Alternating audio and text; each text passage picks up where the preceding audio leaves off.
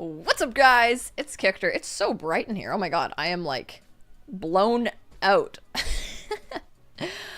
Yo, I am so excited because 7C's just posted the cover for the final Araha volume, and like I can't read the full image because it has the synopsis for the back, and like it's for episode or volume 11, and volume 10 hasn't even come out yet because usually they reveal the artwork for like the next 2 volumes, and so this is the final volume, and it's like, oh my god. Oh my god, it's so beautiful. It's like kind of a spoiler, I guess, because the current volume leaves off on such a terrible cliffhanger. So there's like the volume that's currently out, which leaves us on a cliffhanger, and then there's the next volume cover, and then they just showed the final volume, and it's going to be a special edition, and it says it's going to have, what does it say it's going to have? Special artwork and stuff. Where the hell did that go? Do they post it? Oh yeah, it's gonna have 6 postcards, a papercraft standee, a sticker sheet, a poster, and a bookmark. So, oh my god, I'm so excited.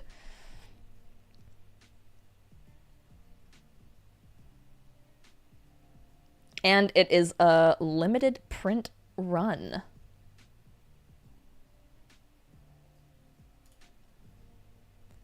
Here, I'll post the link in the chat. I don't want to show it in case it's like a spoiler for some people. But here is the link to get the special edition. Because also, sometimes, like, the artwork isn't on Amazon yet, so it's actually hard to find, like, the pre-order link. Pre-order Arha 11. The limited print special edition.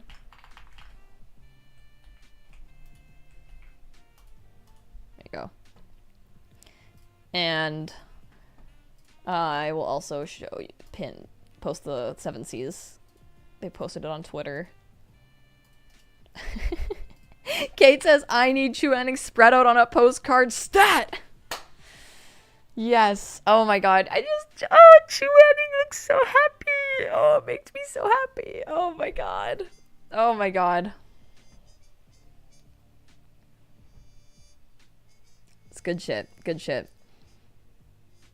I just can't believe I've gone this far without having any Arha spoilers. Everyone asking about my hockey game. My hockey was so fun. It was so good to be back with my team, and my team has now for 2 years, it has all the same girls on it. So that's so rare. Like, I feel like so many people always leave a team or come onto a team or switching teams or whatever, but my team is like full of friends, so it's really wholesome and super cute, and like barely anybody knew each other before coming onto the team and stuff. So it's so much fun.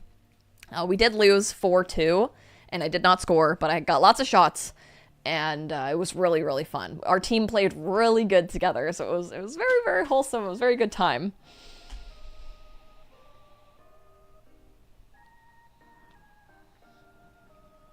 Forgot my backlight. Boom! There we go. Did you bring the Jiggy hat to the hockey game? Oh my god, wait, I keep thinking, yeah, I have the Jiggy hat, and I have, like, Taishin Jun's, like, crown as well, and I want to, display those behind me. I'm still working on my background a lot here.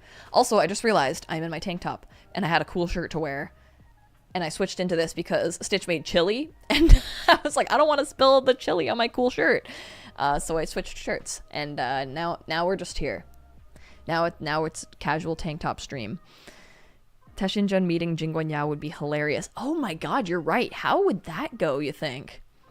Jing Guangyao is just so much smarter than him. Jing Guangyao would probably, like, find a way to try and manipulate him because he knows Taishin Jun is so powerful, you know? I feel like Taishin just wouldn't even see him. He's like, huh? Oh, I thought you were a child. Wait, Sumo has been a Supreme member for 19 months. Oh my goodness, thank you so much, Sumo. 19 months, I can't believe it. To be honest, sadly, I can't stay for long tonight, but I did need to see the reaction to the Arha cover reveal. Yes! Oh my god, I'm freaking out. Also, I'm gonna get a new phone tomorrow. Helps my mood with what is happening here. Oh my gosh. Well, I'm excited about your new phone, And that, yeah, Arha, just look at the cover. Look at the cover. It's so exciting. Yes. I am so excited. Yeah, excited to catch another reading stream. I was just like thinking about how much fun yesterday was. It was really, really fun. The Xiao moments. For anybody who missed it, I'll definitely try and sum it up because I was talking to Stitch about it earlier, and oh man, just Lan Chen and Jing Guangyao is it's so good. It's so good. Ugh. Also, do you think Ni Mingjue's corpse was naked? Oh. And that's what Lan Chen clued into and was like, yeah, I know that man. Oh my gosh. Yeah. Oh yeah. I need to fucking order the the special edition. Not playing around. I am getting this right now. It's coming out March 24th, right before my birthday.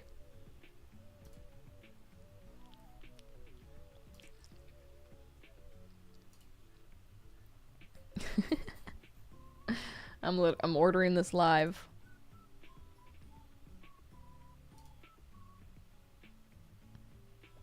Oh my god, it's not letting me check out. I'm like, are too many people trying to buy it right now?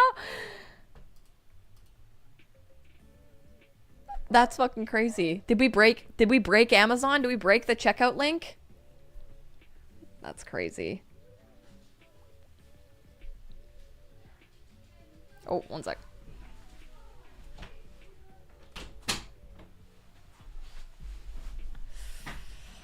Ugh.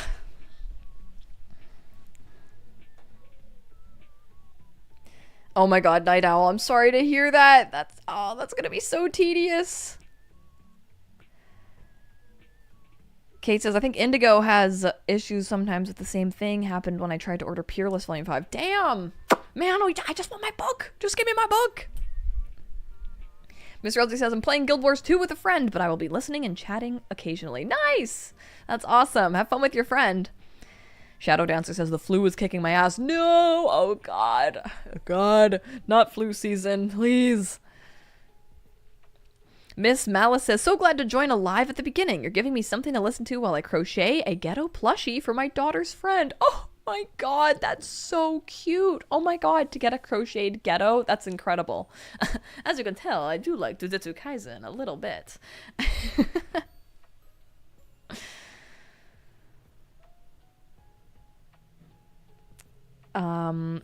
Also, who here has read Copper Coins? Because we got that book today with the bald guy and the dragon guy, and we looked at the pictures and it looks pretty cool. I'm pretty interested in it. I have a couple friends who have read it and they really, really liked it. I've heard they might have a bit of a Wang Xin dynamic, so. Kenzie, thank you for your donation. I woke up from a nap up to the text from Briarbox about the cover for Arha, and I am currently sobbing. War is over. Finally, my man will be happy. I know. I'm like, how the fuck are they gonna fix this? But yes, very exciting. Kate says, is the bald guy the bottom? He feels like a bottom to me. I feel like all the traditional tops feel like bottoms to you. I think he's like the Lamwanji type guy, so I feel like he's gonna be the top.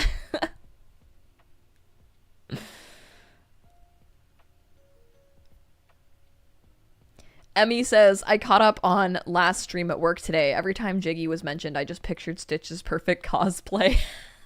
Oh my god, that's funny.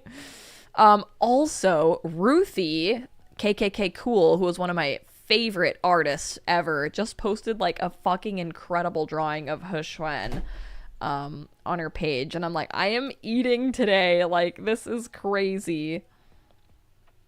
Like, look at this. Oh my god.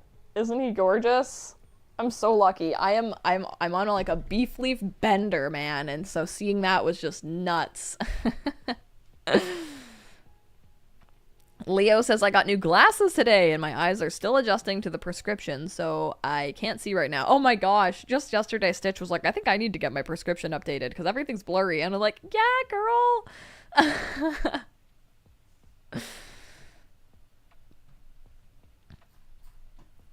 Yes, Jade Lotus. Quinn says, I'm doing diamond art while listening to your soothing, chaotic voice. Wow. Soothing and chaotic. That's pretty funny. CSZL, thank you for your donation. Recap. Wei Wuxian told the meaning behind the land ribbon and has cringe flashback. Headless body tag. Lan Qichen identifies this hot corpse. Gay. Jing Guangyao smiles at party crashers. Wei Wuxian wonders why Mo Shenyu gets weird looks. Yes. Oh my god. Okay, that's a perfect recap. Thank you so much, CSCL. Yeah, Wei Wuxian remembers back to this time where they were at the Wen clan, I think, right? Shooting arrows, and Lan Wangji appeared and he was in red and he looked so hot. And Wei Wuxian's like, wow, he looks so hot when he's not in fucking funeral clothes. And he was like fucking with him and being like, oh, your forehead ribbon's like crooked, it's crooked. And then he actually grabs it and Lan Wangji gets so upset, like as he should. But Wei Wuxian didn't know why he could be so upset. And even like Lan Qichen has to like comfort him and be like, it's okay, and like pull him aside. And that's when Lan Sijue tells Wei Wuxian that only like your fated person is able to touch your headband, because when you take it off, like that's when you're able to be unrestrained, or whatever. And Wei Wuxian's like, what? Oh my god, I've touched it so many fucking times, that's crazy. And then it makes sense as to why like Lan Wangji was so flustered. And then it's also like, oh my god, he tied me up with that in front of all the kids last night. So it was pretty crazy. And then they've been like running around collecting the pieces to this body that's been dismembered, and so the arms and the legs and the torso all broke out of the pouch and connected together, and it didn't have a head, so it couldn't hear. But something really gay still happened. They're trying to calm down the corpse, and like Lan Wangji's playing on his guqin, it's not working. Wei Wuxian's playing on his flute, it's not working. And Lan Qichen is there, and he starts playing on his xiao, and then the body actually reacts to that. It's kind of like Kenjaku, like his body like reacting with Ghetto's soul still fucking in it when he hears Gojo. And there, Lan Qichen's like, oh god, that's Niming Jue. And then Lan Wangji's like, yeah, that's Niming Jue. And then Wei Wuxian's like, you know what this means, right? This means that Jing Guangyao is the one who fucking killed him, right? Because he's the only one that would really benefit from Niming Jue dying. And Lan Qichen totally, like, I would say embarrasses himself by defending Jing Guangyao and being like, no, people always get his character wrong because of his upbringing. Like, you know, his mom was like a prostitute or whatever, and he wasn't respected by the Jin clan. But I know him, and I know he'd never do that. And also, I spent every single evening with him over the past couple weeks, and I have traced his body for magical spells, and we even went on a night hunt, and he performed excellently, so he wasn't like weak from using magic or teleportation devices. So it's like he couldn't be the grave robber, he can't be behind this at all. And Wei Wuxian says, you know he is, and you just aren't willing to admit it. And that was like, oof, that was pretty bad. So they're like, let's go to the Jin clan and like see what's what. So they go to the Jin clan, and Jing Guangyao is there, and I can't remember who said this in the chat. Briarbox, hey, thank you so much for your donation, dude. How are you doing? Oh my god, please tell me what's up. And they get to the Jin clan, and Jing Guangyao is like, oh my god, Arga, why did you not tell me you were bringing your brother? What's the point of planning the party if you're going to spring things on me last minute? Like, what's the point of all of our party planning committee meetings if you're going to spring things on me like this? And there's a line that's like, Jing Guangyao is really fucking smart and has an incredible memory, and if he meets someone for one time, he'll know their name forever, and if he meets someone 2 times, he'll know all their likes and dislikes and like always adhere to that. And so he's like, he was not prepared to host Lamon-ji. And so 3 different times he's like, I gotta go prepare for this. I gotta go get a special thing. Like, he's not on the seating chart. I gotta go prepare because you brought your guest. It's fine. We're so happy to have him here, but I need to go fucking prepare for this. And it's just very funny. It was very funny. And then, you know, they're all sitting down, and then Jin Guangyao comes out with his wife. His gorgeous wife, who he's never cheated on and never taken any other concubines, and they're really just a perfect couple in the in the cultivation world, and everyone is so jealous of their love. And we don't know what happened yet with Mo Shen-yu, but she's very awkward with him, and Wei Wuxian's like, I'm out of here. I'm gonna go snoop around, and that's where we're at right now.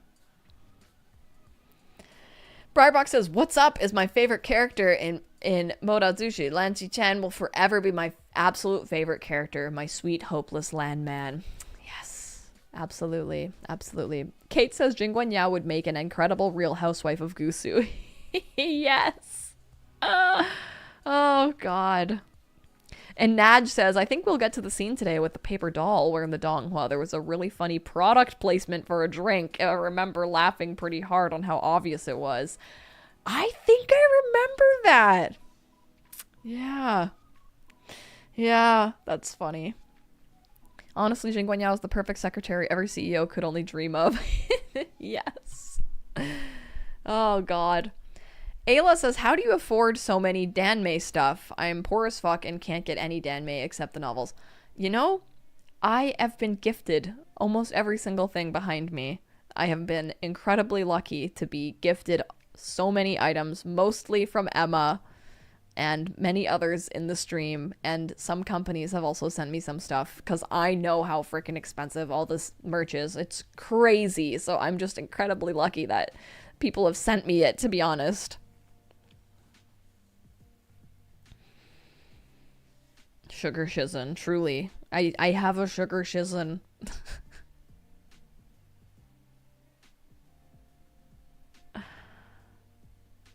Oh God, Shani, yes. Oh. Wizard of Moss says I missed so much. No!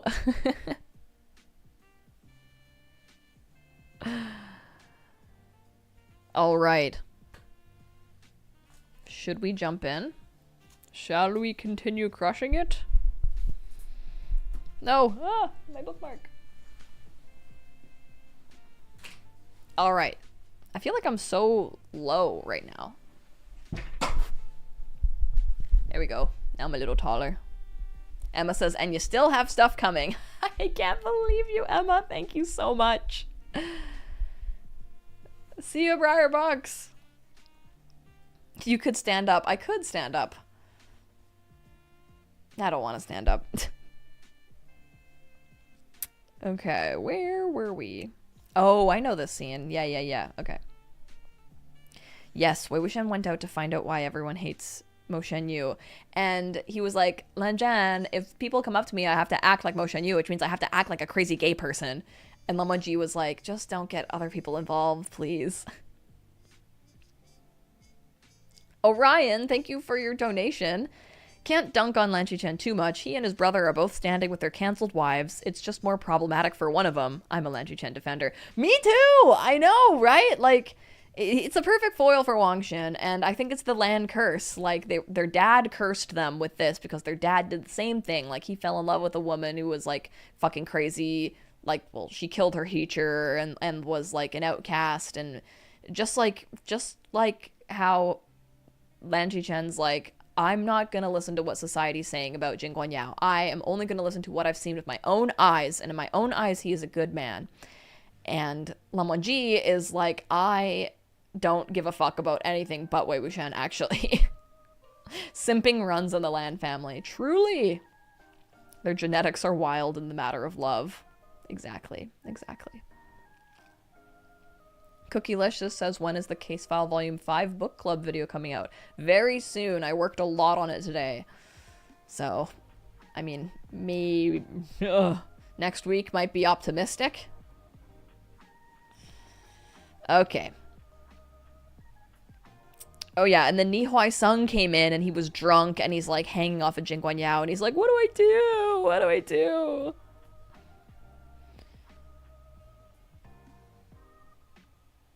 Okay, so Wei Wuxian says, I'm gonna go find someone to wheedle info out of, Wei Wuxian continued.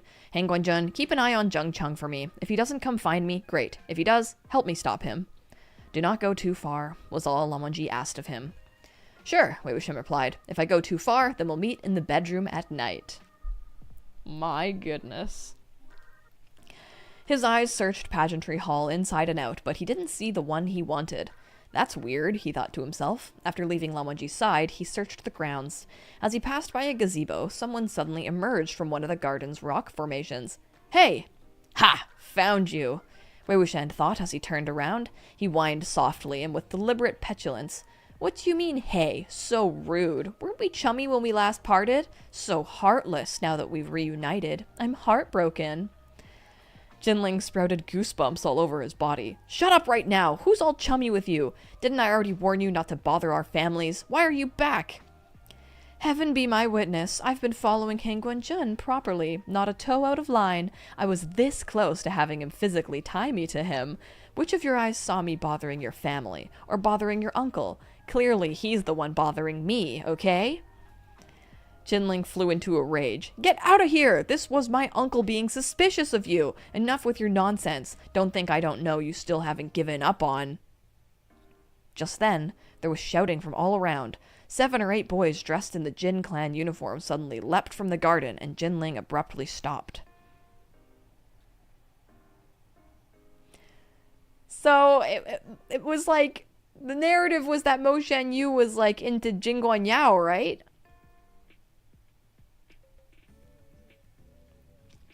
The boys slowly encircled them. The one leading them was around Jinling's age, but much beefier. And here I thought I was mistaken. It really is him. Wei Wuxian pointed at himself. Me? Who else? The boy spat. Mo Shan-yu, I can't believe you have the face to return. Jinling's brow creased. Jin-chan, what are you doing? You've no business here.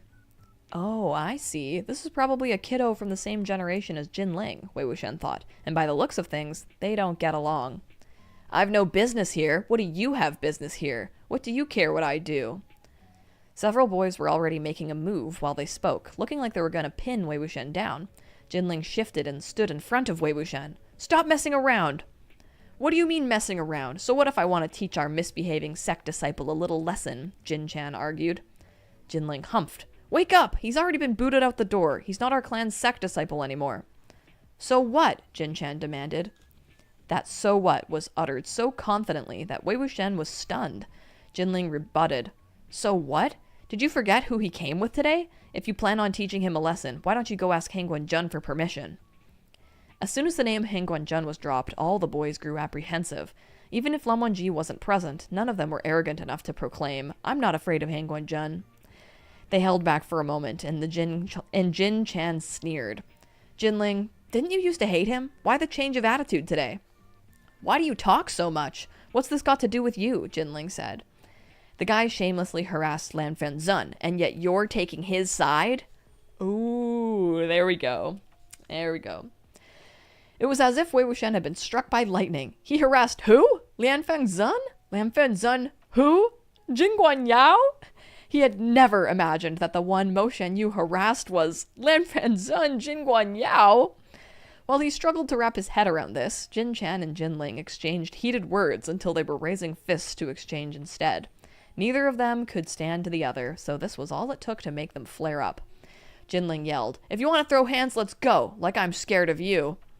Another boy yelled, Come then! The only thing he knows how to do in a fight is call his dog to help. Jinling was just about to whistle, but when he heard this, he forcibly bit down on his tongue. He roared, I can beat you with my bare hands, even if I don't call fairy. Despite the gusto with which he shouted that, he was outnumbered. It seemed his skill fell short on the mark, too, for it wasn't long until he was forcibly beaten back to Wei Wuxian's side. Jinling was furious, seeing him still hanging around. What are you still standing there for? Wei Wuxian suddenly grabbed one of his hands. Jinling didn't have time to yell before he felt an overpowering force on his wrist. He couldn't help but fall to his knees and topple over. He yelled in anger, You looking to die? Jin Chan and his little friends were all startled to a stop at the sight of Wei Wuxian bringing Jinling to the ground, considering Jinling had been shielding him. However, Wei Wuxian simply asked him, "You get it?" Jinling was also startled. "What?" Wei Wuxian twisted his wrist again. "Have you learned?" Jinling felt a wave of numbing pain course from his wrist through his entire body. He yelled again, but that incredible swift and incredibly minor action struck in his mind. One more time, Wei Wuxian instructed again. "Watch closely." Conveniently, another boy came rushing at them just then. With one hand behind his back, Wei Wuxian caught the boy's wrist with deadly accuracy. In the space of a breath, he'd laid that boy on the ground. Jinling had seen everything clearly this time, and the vague, throbbing place on his wrist told him which acupoint to force a burst of spiritual energy into. He leapt to his feet in high spirits. "I got it!" The tables turned in an instant. Before long, the garden resounded with boys yelling and shouting in frustration and anger. Finally, Jin Chan cried, "Jinling, just you wait!" The group of boys fled in defeat, cursing as they ran. Jinling laughed maniacally behind them. Once he seemed to be done, Wei Wuxian spoke up. "Look at you, so happy. First time winning?" "Pah!" Jinling spat. "I always win one-on-one fights, but that Jin Chan always comes along with a bunch of helpers. Utterly shameless." Wei Wuxian was just about to comment that he could find a bunch of people to come help him too. There were no rules saying these scuffles had to be one-on-one. Sometimes it really did come down to who had more hands at their disposal. But he stopped himself from voicing the thought.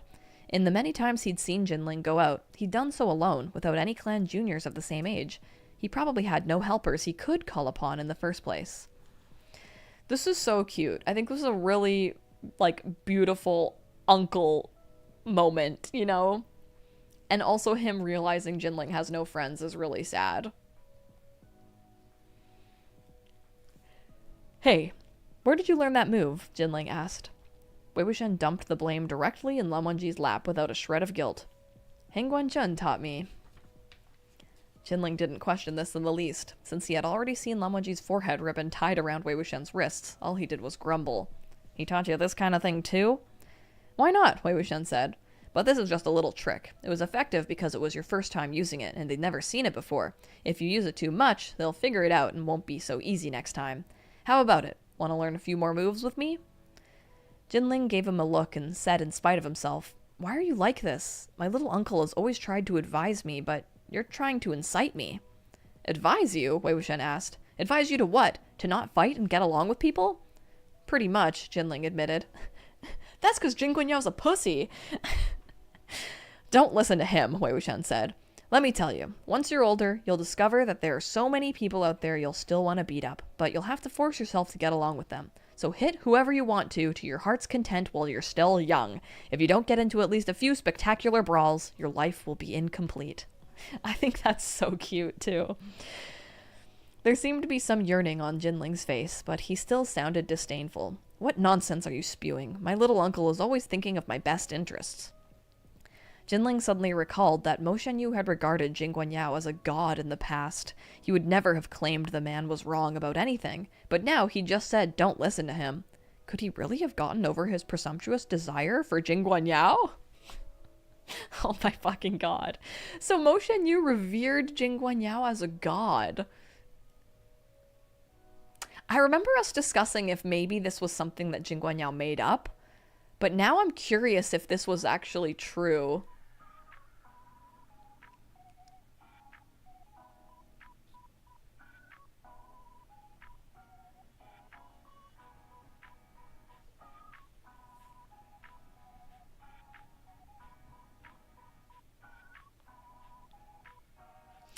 Yeah, I know. I understand that as a it makes sense if it was something that Jin Guangyao, but that's like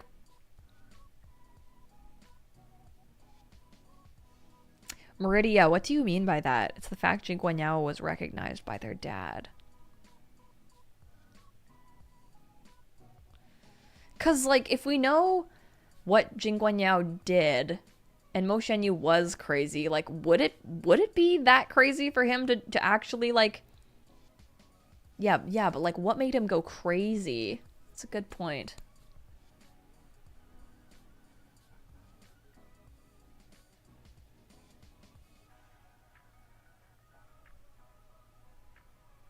No, I know Jin Guangyao ended up getting recognized by his dad.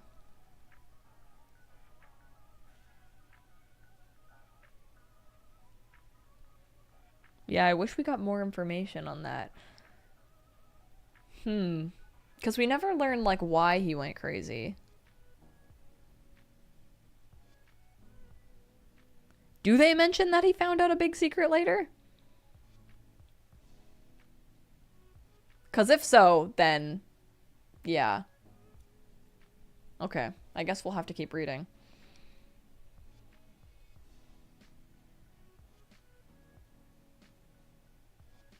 Mo Shenyu was actually brought in by their dad, unlike the others. Oh! Jingwei. Oh, I see. So he just had to get rid of him. Okay. But Mo Shenyu truly did go crazy, so I wonder what can you do to make someone truly go crazy? Ugh. Wei Wuxian could pretty much guess what Jinling was thinking by the look in his eyes. Seems like I can't deceive you any longer, he proclaimed directly. That's right. I've already moved on. Oh my god. ... Wei Wuxian continued, deeply emotional. In these intervening days, I've pondered deeply and seriously, and finally discovered that Lian Fenzhen is not, in fact, my type, and he's not suitable for me either. Jinling backed up a couple steps away. In the past, I didn't know my own heart, but after meeting Han Guanzhen, I'm now certain. Wei Wuxian drew in a deep breath and continued. I cannot leave him anymore. I don't want anyone besides Han Guanzhen. Wait, where are you running off to? I'm not done! Jinling! Jinling!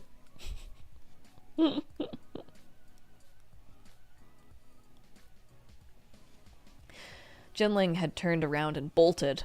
Wei Wuxian called after him a few times, but the boy didn't turn to look even once. Now he'll no longer suspect I still hold some sort of unspeakable flame for Guangyao, he thought, feeling pleased with himself. When he turned his head, however, the white robes that were like frost and that man who was like snow stood less than a dozen meters away. Oh my god, and he heard that. Beneath the moonlight, Lan Wangji gazed at him, still and tranquil. Wei Wuxian was struck speechless. ... In the days right after his resurrection, he would have said things 10 times as scandalous to Lan Wangji. Yet now, under that gaze, he shockingly, and for the first time, sprouted a subtle sense of shame, one he'd never experienced in 2 lifetimes. It's probably because he's starting to get the hint that maybe he likes Lan Wangji or Lan Wangji likes him. Wei Wuxian rapidly suppressed this rare emotion and walked over, completely at ease. Han Guanzhen, you're here! Did you know Mo Shenyu was actually driven out of Golden Carp Tower because he was harassing Guangyao? No wonder everyone was shooting me complicated looks. Lan Wangji didn't say anything. He turned around and walked with Wei Wuxian side by side. Wei Wuxian continued, You and Zewujan didn't know about this, and you didn't know Mo Shenyu at all. It seems the Jin clan of Lanling was keeping the affair under wraps from beginning to end. It makes sense. The sect leader's blood flows in Mo Shenyu, after all. If Jin Guanzhen didn't want this son of his, he wouldn't have brought him back. If all he was doing was harassing his peers, Mo Shenyu should have been disciplined at most. It wouldn't have warranted expulsion, but if the one he harassed was Jin Guangyao, then that's different. This was not simply Lian Fenzhen. This was also Mo Shenyu's brother from another mother. Truly what a wholly unseemly affair. One that simply had to be cut at the roots. And Lian Fenzhen would never be the one cut out, of course. So Mo Shenyu had to go. Wei Wuxian recalled how Jin Guangyao had looked as though nothing was the matter when they first came face to face at the square. The way he laughed and joked, like he didn't recognize Mo Shenyu at all. That man really is quite something. Okay, that's making it seem more suspicious, because if Mo Shenyu truly was harassing Jin Guangyao, you would think Jin Guangyao would be disgusted at seeing him again, you know? But if it was all something that he made up, him seeing Mo Shenyu, you know, he doesn't seem like he's afraid or anything like that, you know?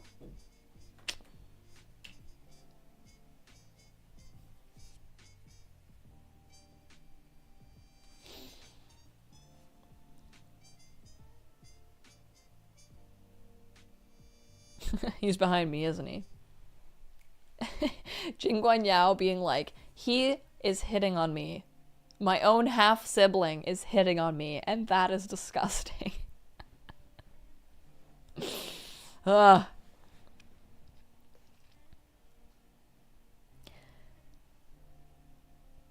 Jinling, however, couldn't hide how he felt. He particularly detested Mo Shanyu, not just because he detested cut sleeves, but because the one Mo Shanyu was harassing was his own little uncle.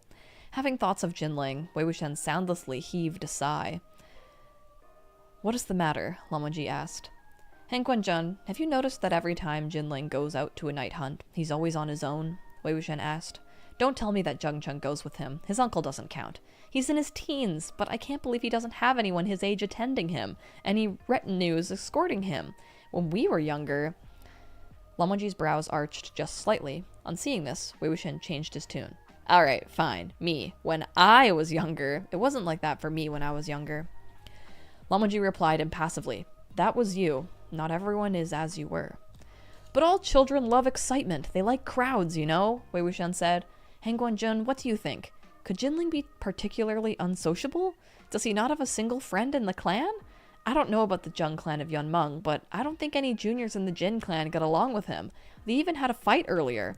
Does Jing Guangyao not have a son or a daughter his age who's close to him?" Oh, fuck. Ah! Oh.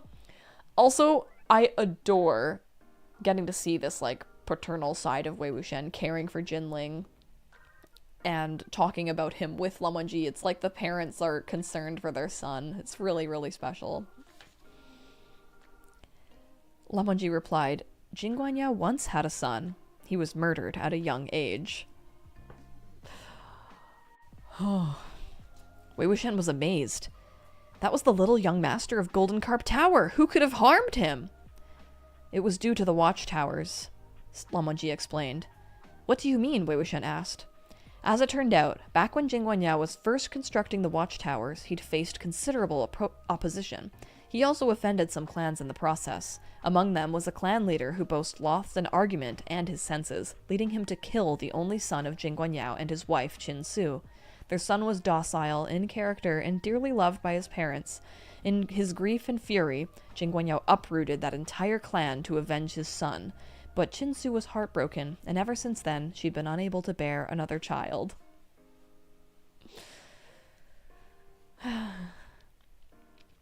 They were quiet for a moment. Then Wei Wuxian continued. "That temper of Jinling's. The moment he opens his mouth, he offends people. Every action he takes kicks a hornet's nest. If it wasn't for you and I protecting him these past few occasions, how would he even be alive? Zheng doesn't know how to raise kids at all. And as for Jing Guangyao..." Remembering why they'd come to Golden Carp Tower, he felt his head throb and rubbed his temples. Lan Wangji had been watching quietly beside him. It's like, Zheng, he wasn't raised right. He's not gonna know how to raise a kid. And Jing Guangyao, we're pretty sure he's a fucking murderer, man. Like, this kid needs real parents.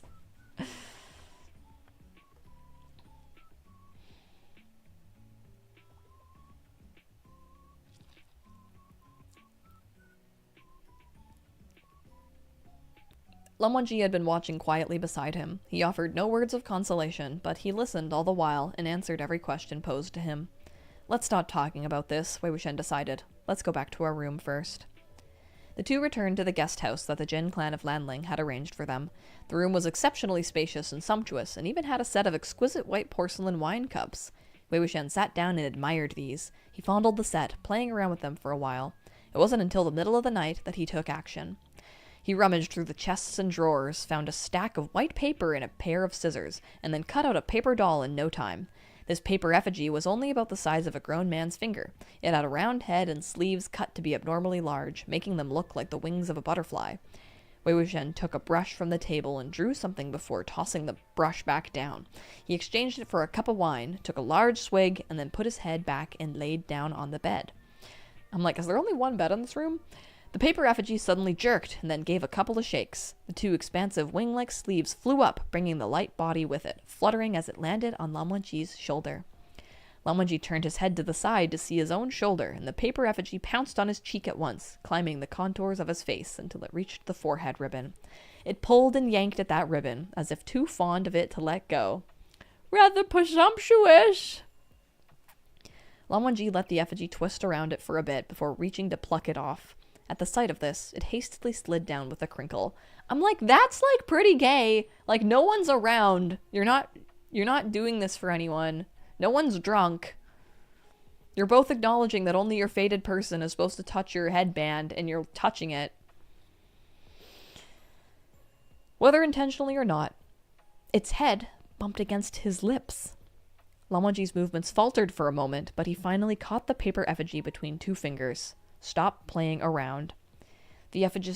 It's like, it's not gay if it's through the paper effigy. The effigy bonelessly rolled its body around his long, slender finger. Please take the utmost care, Lan Wangji said. The paper effigy nodded. It flapped its wings, then pressed flat to the ground to crawl under the door and furtively slip out of the guest house. Security at Golden Carp Tower was high, and a full-sized living person obviously couldn't come and go as they wished. Fortunately, Wei Wuxian had studied a particular kind of black magic known as the paper-cut incarnation. The spell was useful, yes, but also had quite a number of restrictions. Not only did it come with a strict time limit, but once the paper effigy was sent out, it had to return in the same state, without the slightest bit of damage. If it was ripped or damaged in any way, the soul of the caster would sustain the same degree of injury. If you die in the game, you die in real life. The lightest consequence would be losing consciousness for half or a full year. Graver consequences might include a lifetime of stupor. As such, it called for the utmost caution. While possessing this paper effigy, Wei Wuxian was at times stuck to the bottom hems of a cultivator's robes, at times flattening himself to slip past door cracks, at times opening his sleeves and dancing in the night like a butterfly, pretending to be a piece of waste paper. Suddenly, still in midair, he heard the faint sound of weeping from below. He looked down to see one of Guanyao's guest accommodation houses, Blooming Garden. Wei Wuxian flew under the eaves and saw 3 people sitting in reception hall. Ni Huaisang had one hand clutching Lan Qichen while the other gripped Guangyao, tearfully complaining about something while still in a drunken stupor. Behind the reception hall was a study. Since no one was in here, Wei Wuxian went in to take a look. The table inside was covered with drawings annotated in red, and upon the walls there hung 4 paintings of the 4 seasons. He wasn't going to examine those at first, but when his eyes swept past, he couldn't help but want to express his admiration for the artistry. The use of color was infinitely gentle, but the subject still came across as appropriately vast. It was clearly a singular landscape illustrated on paper, yet it seemed to span thousands of mountains and rivers. Wei Wuxian thought such skill with the brush could rival Lan Qichen's. He took a few more looks despite himself, and it was this that led him to discover that the artist of these 4 paintings was, in fact, Lan Qichen. Lan Qichen painted the 4 seasons for Guangyao. Oh. Flying out of the blooming garden, Wei Wuxian saw a grand 5-ridged palace in the distance. The roof was laid with luminous golden glazed tiles, and outside it stood 32 golden pillars. A magnificent structure to behold. Golden glazed, just like Lan Wangji's eyes, maybe. Jiggy put it on his fridge. Oh my god.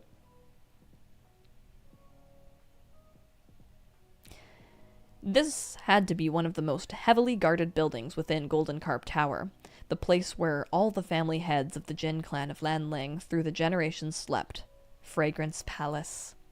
Aside from the cultivators' guards dressed in sparks amidst snow uniforms, Wei Wuxian could sense Fragrance Palace was densely covered with array magic from the ground all the way to the skies. He flew to a plinth carved with high reliefs of sparks amidst snow to rest for a moment, then exerted some strength and squeezed through the crack of the door, crinkling all the way. Unlike Blooming Garden, Fragrance Palace was the quintessential Golden Carp Tower structure, a majestic, sumptuous edifice with engraved beams and sculpted columns. Inside the sleeping palace were layers upon layers of gauze curtains draping to the floor. An incense burner carved in the shape of an auspicious beast sat atop the incense table, softly diffusing orchid-scented smoke. Amidst the extravagance was a lazy, overly sweet sense of decadence. Guangyao was meeting Lan Qichen and Ni Huaisang in Blooming Garden. There was no one inside Fragrance Palace, which just so happened to make it easier for Wei Wuxian to investigate. The paper effigy flew hither and thither, searching for anything suspicious. Suddenly, he spotted a letter underneath the agate paperweight on the table. The letter had already been opened. There was no name on the envelope, nor was there any seal stamp. Judging by the thickness, though, it was clearly not empty. Wei Wuxian fluttered his sleeves and landed by the table, curious to see exactly what was inside. However, when his hands caught the edge of the letter and tried to pull it outward, for all his struggles, it didn't move at all. His current body was a flimsy piece of paper, There was no way he could move this hefty agate paperweight. Paperman Wei circled the agate paperweight a number of times, pushing and kicking, hopping and jumping, but unfortunately it remained immovable. He had no choice but to leave it be and see if he could find any other areas of suspicion. Just then, a side door to the sleeping palace was pushed open a crack. Wei Wuxian swooped down and pressed himself against a table leg, staying still. The one who entered was Qin Su. It seemed it wasn't that Fragrance Palace was absent of people, but rather that Qin Su had been silently present within that inner chamber. It was perfectly normal for the mistress of Golden Carp Tower to appear inside Fragrance Palace. However, it was her current appearance that was extremely abnormal. Her face was blanched of all blood, and she wobbled like she had suffered a heavy blow and had only just woken from consciousness, ready to faint again at any time. What's going on? She looked fine earlier at the banquet hall, Wei Wuxian thought. God, I got the hiccups. Qin Su was leaning against the door, lost in thought. It was a while before she slowly moved toward the table, supporting herself against the wall. She stared at the letter under the agate paperweight and reached out, seeming to want to pick it up, but in the end, withdrawing. Under the lamplight, he could see her lips were quivering uncontrollably. What had once been a dignified, beautiful face was now practically contorted. Suddenly, she screamed. She grabbed that letter and hurled it to the ground, her other hand clutching the fabric at her chest, shivering. Wei Wuxian lit up on seeing the letter, but suppressed the urge to immediately fly over. He could handle only Qin Su discovering him, but if she screamed and called over others, his soul would be affected by any damage to the paper took. All of a sudden, a voice sounded inside the sleeping palace. "Asu, what are you doing?" Qin Su whipped her head around and saw a familiar figure standing just a few steps behind. The familiar face was smiling at her, as it always did. She immediately threw herself to the ground and grabbed the letter. Wei Wuxian could only stay firmly pressed against the table leg and watch helplessly as the letter escaped his line of sight. Guangyao seemed to have taken another step closer. "What's that in your hand?" His voice was gentle and genial, like he hadn't noticed anything amiss, hadn't noticed the odd letter in Qin Su's hand or her contorted face, but was simply inquiring about something trivial, like bidding her to put on a warmer robe or have a second helping of a dish. Spoilers Lily, thank you so much for your donation. That's so kind of you. Hey, just popping in to say hi. I hope you have a lovely day and night. Oh, thank you so much. I'm having a good time reading. I hope you have a good night too.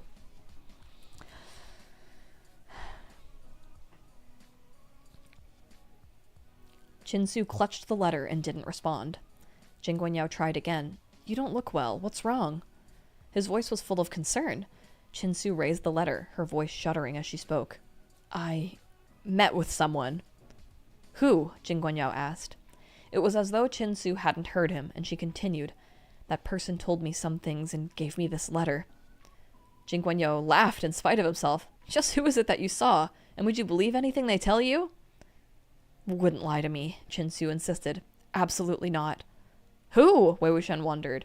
He didn't quite catch the pronoun, so he couldn't tell whether it was a man or a woman. "Is everything written here true?" Qin Su demanded. "Asu, if you don't show me the letter, how can I know what's written in it?" Guangyao reasoned. "Fine then, take a look!" Qin Su displayed the letter clutched in her hands. Guangyao took another step forward to read it. His eyes flew past the lines and finished skimming in a flash. There was no change in his expression, not even the shadow of a frown. Qin Su, however, was practically shrieking. "Say something! Speak! Tell me it's not true! That nothing but lies!" "It's not true," Guangyao assured her with conviction. "It's nothing but lies. Absurd, false charges." Qin Su burst into tears. "You're lying! You're still trying to lie to me even now! I don't believe you!" Guangyao sighed. "Asu, you're the one who told me to say those words, but when I say them, you refuse to believe me. That makes it really difficult for me." Qin Su threw the letter at him, then covered her face. My God! My God! My God! My God! You really are terrifying! How could you? How could you?" She couldn't continue any further. Still holding her face in her hands, she retreated to the side. Then, holding herself up with a hand placed against a column, she suddenly began to heave. She retched so heartrendingly that she seemed she might throw up her insides. Wei Wuxian was shocked by the violence of her reaction. She was probably vomiting in the inner chamber earlier too. What in the world is in that letter? Tales of Guangyao killing and dismembering people? But Guangyao killed countless people during the Sunshot campaign. Everyone knows that, and there's no less blood on Qin Su's own father's hands. Could this be about Mo Shan Yu? No, it's impossible that Jing Guangyao and Mo Shanyu had anything going on. In fact, Jing Guangyao was probably the one who had Mo Shanyu thrown at a Golden Carp Tower. No matter what the letter says, her reaction shouldn't be so extreme as to make her vomit in disgust.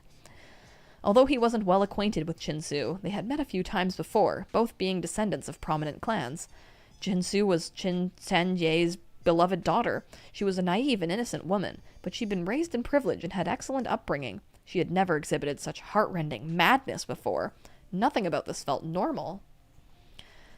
Listening to her heave, Jing Guangyao silently crouched down and collected the papers that had scattered to the floor.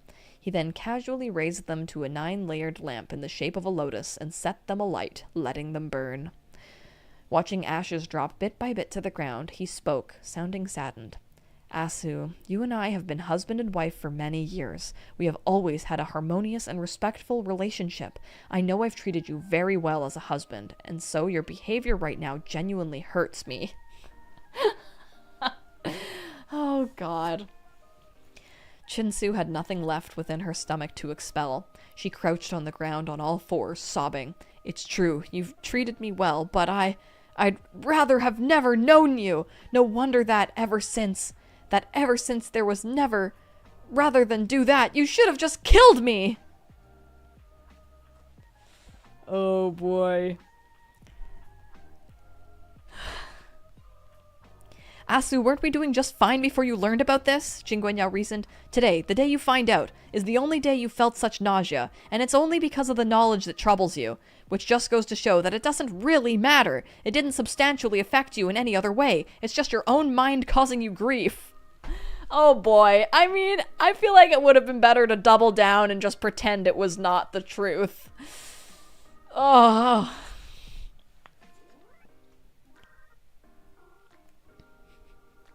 Qin shook her head, her face ashen. Tell me the truth. Asong. How did Asong die? Who's Asong? Jing Guangyao was taken aback. Asong? Why are you asking me this? Don't you know already? Asong was murdered, and have long since disposed of his murderer to avenge him. Why are you suddenly bringing him up now? I did know, Qin stated, but now I'm beginning to wonder whether everything I know is false. Jing Guangyao seemed tired. Asu, what are you thinking? Asong was my son. What do you think I would do? You would rather trust someone who hides their head and tail, a letter of unknown origins, than me? Qin was crumbling. She pulled at her own hair and screamed. It's precisely because he was your son that it terrifies me. What do I think you would do? If you can do even that, what wouldn't you do? And you still want me to trust you. God! Stop letting your mind run wild, Jing Guangyao pleaded. Tell me, who did you see today, and who gave you this letter? Qin pulled at her hair again. What are you going to do? If that person can tell you, they can tell others. If they can write one letter, they can write a second, a third. What are you going to do? Let this be exposed? Asu, I'm begging you, no matter the circumstances, no matter the reasons, just tell me where the author of that letter is. Who told you to come back here and read that letter? Who is it? Wei Wuxian also really wanted to hear Qin say the name. Someone who could approach the cultivation chief's madam. Someone she'd trust. Someone who'd have uncovered some unspeakable secret of Jing Guanyao's. Whatever was in that letter definitely wasn't any simple crime of a murder or arson. It had disgusted or horrified Qin to the point of vomiting. Even though the two of them were present, she still couldn't bring herself to speak it aloud. Their discussion was vague and disjointed, without a single clear word passing between them. But if Qin really did give up the name of the letter's sender, then she would be foolish indeed. If she gave up the name, not only would Jing Guangyao dispose of that person, but he would seal Qin own mouth at all costs. Thankfully, while Qin had been naive and ignorant of the world since she was a child, and even a little foolish at times, she no longer trusted Jing Guangyao. He sat poised and upright by the table, and she stared at him with empty eyes. The chief cultivator who stood above millions, her husband, he was still calm and collected in the candlelight, his face like a portrait. He rose to his feet, moving to help her up, but Qin violently slapped his hand away and then fell back to the floor, helplessly overtaken by another violent bout of dry heaving. Jing Guanyao's brows twitched. Am I really that disgusting? You're not a man! You're a madman! Qin cried. I like that disgusting comment, you could tell that got to Jing Guangyao. Like, something finally twitched in him, you know? Like, he hated being referred to as, like, dirty. Jing Guanyao's eyes were filled with grief-stricken tenderness. Asu, I really had no other choice. I wanted to lie to you for the rest of your life, to keep you in the dark, but that hope has been thoroughly dashed by one who told you this today. You think me filthy, you think me disgusting, that's fine. But if this gets out, you are my wife. What would others say? What would they think of you? Chinsu clutched her head. Stop talking! Don't say any more! Stop reminding me! I wish I never knew you! I wish I had nothing to do with you! Why did you draw so close to me back then? After some silence, Jing Guangyao replied, I know you won't believe anything I say now, but back then, my heart was true. Chinsu sobbed. You're still trying to sweet-talk me! What I said is the truth, Jing Guangyao stated. I will always remember that you never said a single bad word about my background or my mother. I am thankful for you, and I will be my whole life. I wanted to respect you, cherish you, and love you, but you have to know, even if no one murdered Ah Song, he still had to die. His only path was death. If we allowed him to grow up, you and I... Ooh. Ooh.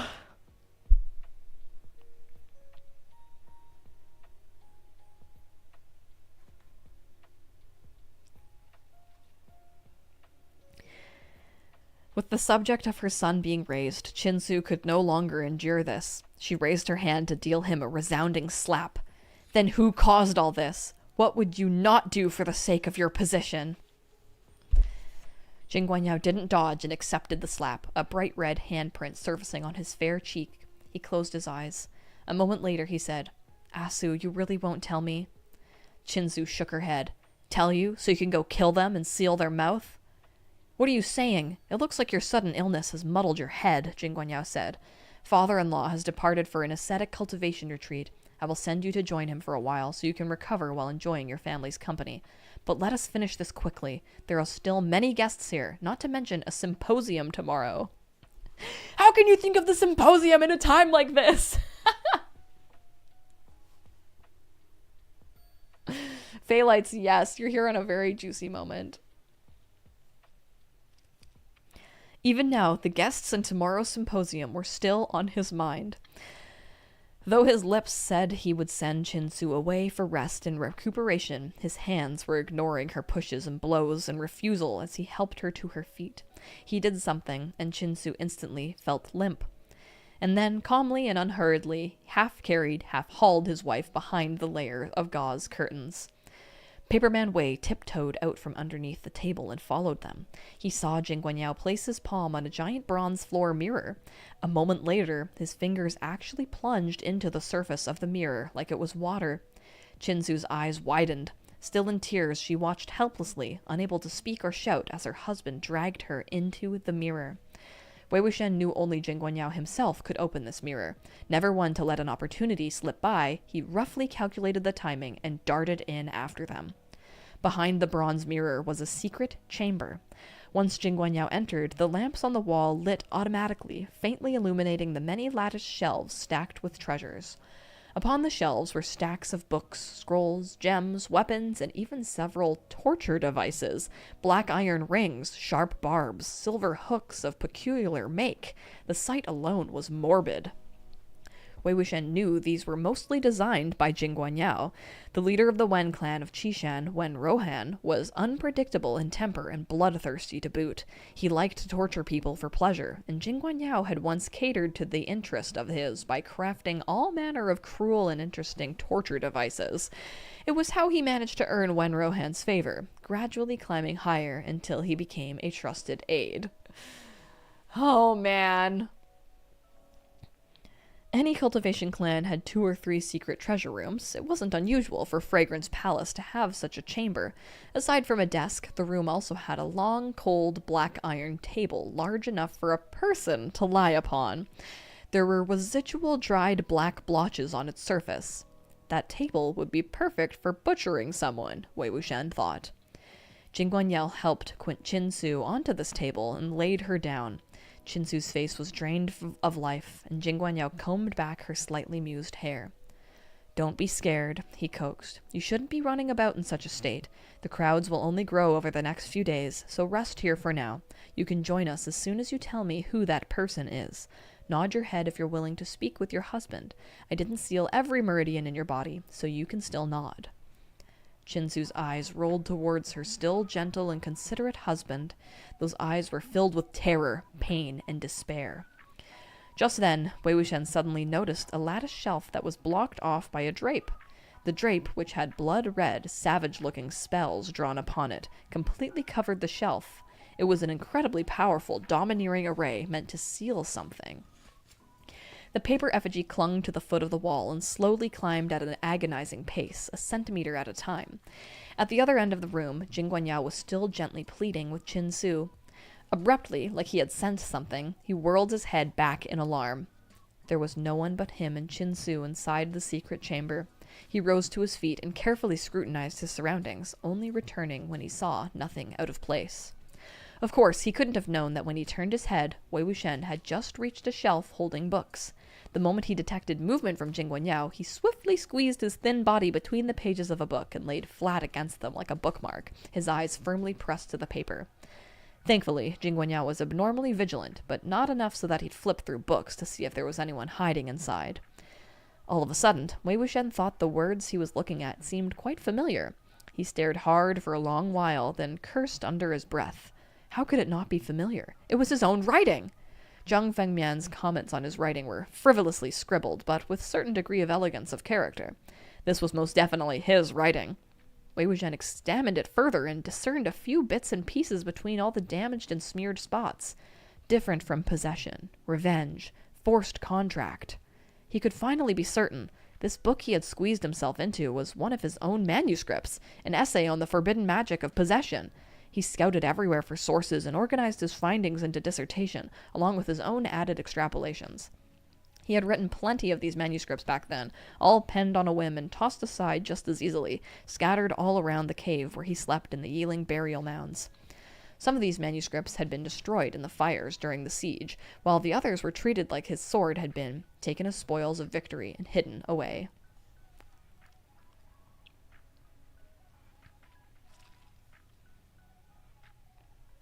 Who was Jing Guangyao wanting to possess? Li Mingjue?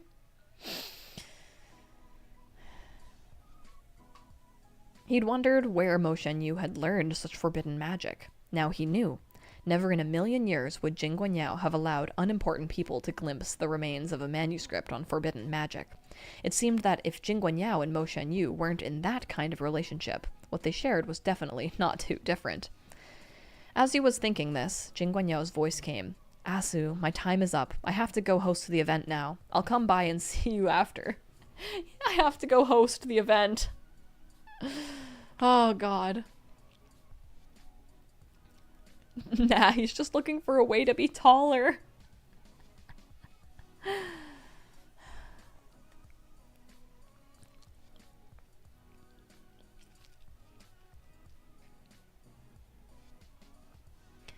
Wei Wuxian had already twisted himself bit by bit out of the stack of his own manuscripts. At the sound of Jing Guanyao's voice, he rapidly stuffed himself back in. This time, what he saw wasn't a manuscript, but a property deed and a land deed? He thought this mightily strange. What was so special about property and land deeds that they should be shelved next to the Yiling Patriarch's manuscripts? Yet no matter how he looked, they were indeed two entirely ordinary deeds, written up correctly, with no cipher or codes. The sheets were yellowing on the edges and even ink-stained. He still didn't believe Jing Guangyao had casually placed them here, so he memorized the address, which was located in Yunping city of Yunmeng. If he had a chance to visit in the future, maybe he'd unearth something there. Only after there had been no sounds outside for a while did Wei Wuxian continue to crawl upward, still clinging to the wall. He'd finally made it to the lattice that was sealed behind the drape, but before he could see what exactly was behind it, light suddenly poured in. Jing Guangyao had come over and lifted the drapes. In that instant, Wei Wuxian thought he had been discovered. However, once the faint firelight permeated through the drapes, he discovered he was shrouded in a shadow. There was something round in front of him that would just so happen to block him from view. Jing Guangyao stood there, rooted in place, and seemed to be staring at something placed in this lattice. It was a good moment before he asked, Was it you watching me earlier? Of course, there was no response.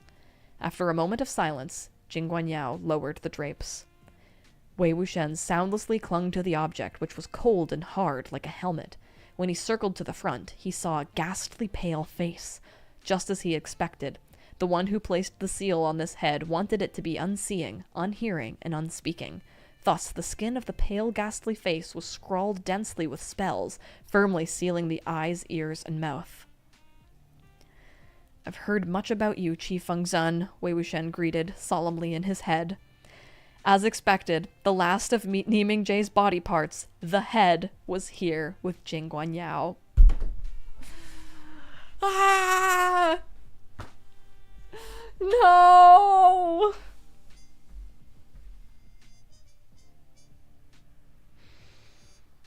Oh, it's so fucked up. Kate says him keeping the head is wild. Oh, it's so creepy. Phaelites and Xavian.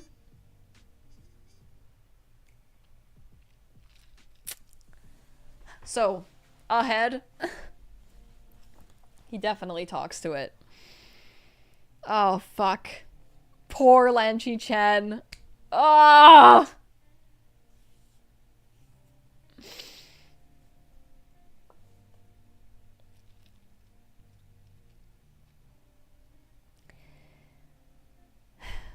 Mingzhi, the fiery-tempered Chief Fengzhen, who seemed so invincible in the Sunshot campaign of years past, was now heavily sealed up in this dark, gloomy, and cramped secret chamber, never to see the light of day. Wei Wuxian had only to unravel the seal, and the rest of Chief Fengzhen's corpse would sense it and come seeking it on its own. He scrutinized the seal on the helmet. Sorry, let me reread that again.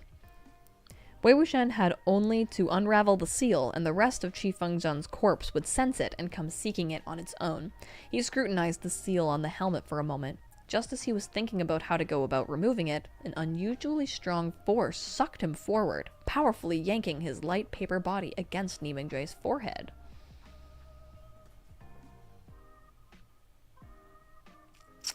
Oof.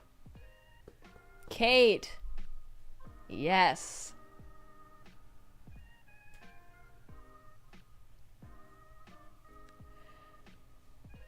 Okay. Now we're on to part 2. At the other end of Golden Carp Tower, Lan Wangji gazed at Wei Wuxian as he sat beside him. He watched for a while, then his fingers twitched, and with lowered lashes, he raised a hand to lightly touch his own lips. Very, very lightly, just like the paper effigy had bumped into them earlier. Oh my god, Lan Wangji! Oh, sweet baby! All of a sudden, both of Wei Wuxian's hands clenched into tight fists. Lan Wangji's attention focused. He took him into his arms and lifted his face. Wei Wuxian's eyes were still closed, but deep creases were starting to form between his brows. In the secret chamber, Wei Wuxian had no time to react at all. Those who died, filled with intense resentment, ceaselessly radiated that resentment and hatred from their corpses, infecting others with negative energy to appease their rage. The phenomenon was the cause of many hauntings. In fact, it was also the principle on which the technique of empathy worked. The physical body was a line of defense for the soul. If Wei Wuxian had been in his physical body right now, the resentful energy could not have infected him against his will, but given that he was presently possessing a flimsy piece of paper, his defenses were greatly and unavoidably diminished. Furthermore, he was too close to Mingzhi, and the force of the man's resentment was too powerful to resist. In a brief moment of carelessness, it had affected him. The thought, "Oh no!" had barely registered in his mind when the next second he caught the scent of blood. It had been many years since he'd last been surrounded by such a thick stench of it. Something in his bones awakened, clamored, started boiling. As soon as he opened his eyes, there was the flash of a blade, a splash of blood, a head flying through the air, and the sight of its fallen body toppling over. Emblazoned on the back of the beheaded man's family uniform was a blazing sun. Wei Wuxian watched himself sheath his blade as a deep voice came from his mouth.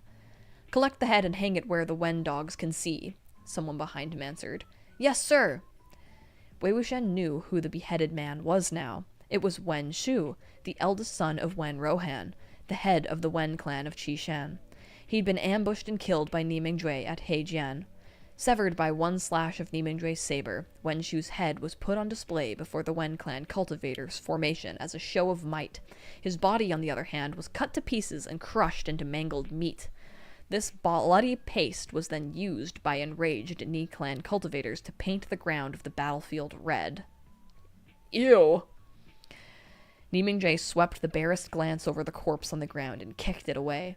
With his hand pressing down on the hilt of his blade, he slowly surveyed his surroundings. Qi Fengzhen was a very tall man. When Wei Wuxian had his session of empathy with Ah Qing, his field of vision was quite low. Now it was much higher than his usual line of sight. A scan of the area revealed countless casualties. Someone wore the Blazing Sun Wen clan robes, while others had the Beast Head family insignia of the Ni clan of Qinghe on their backs. Orion, thank you for your donation. This book is just filled with toxic gay throuple flashbacks. It really is. That is a perfect example. Yes.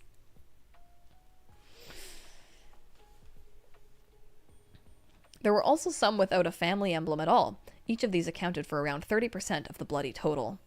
It was a tragic scene to behold, the stench of blood reeking to the high heavens. He swept his eyes across the area, then strode forwards as if to check if there were any cultivators of the Wen clan still breathing.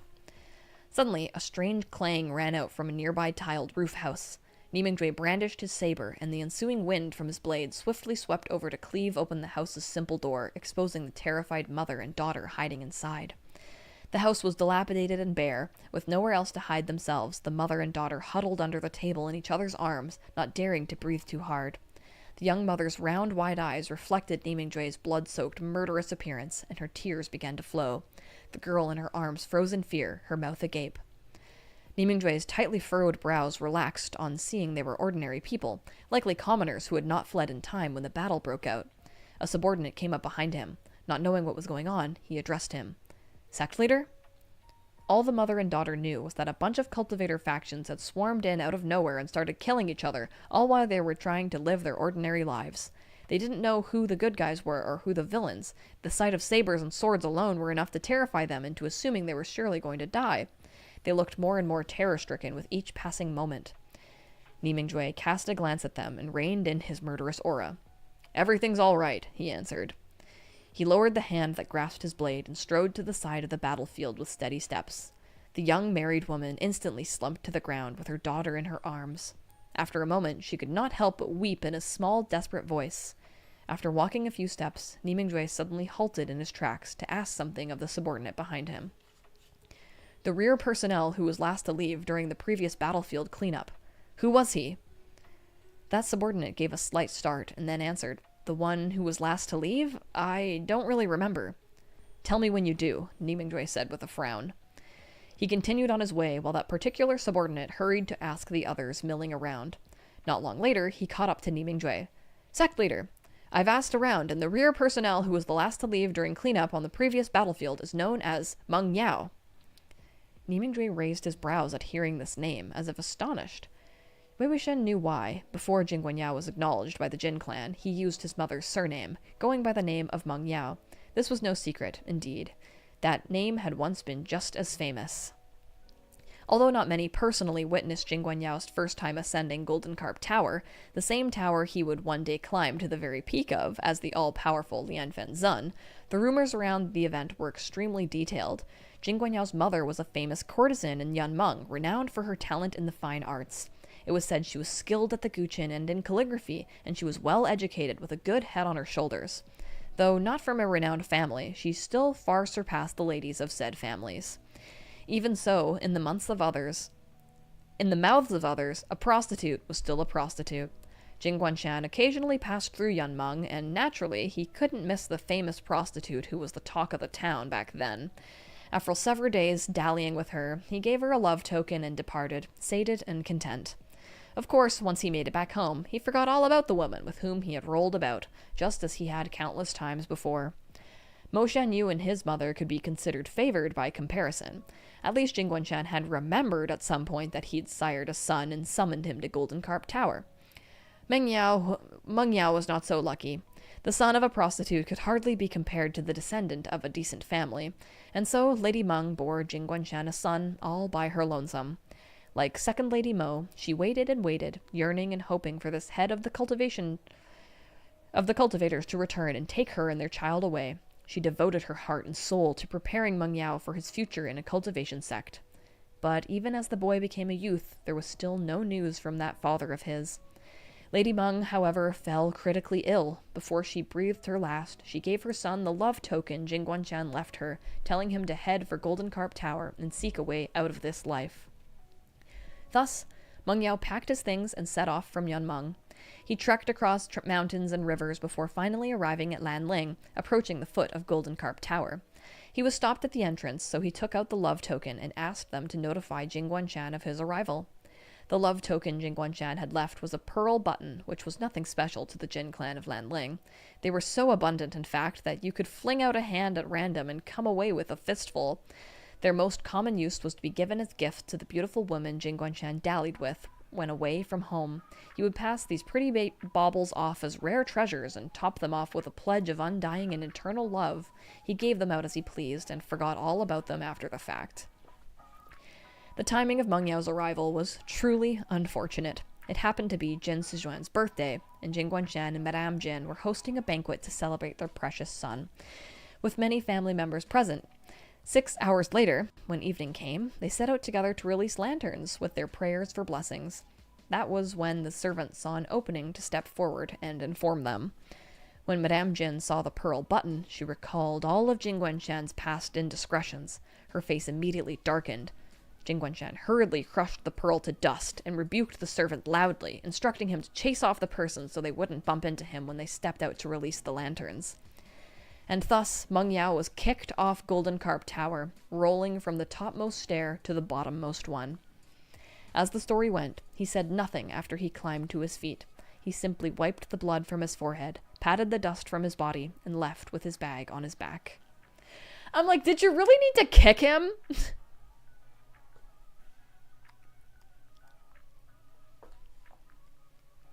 Oh yeah, didn't I leave a son somewhere around here?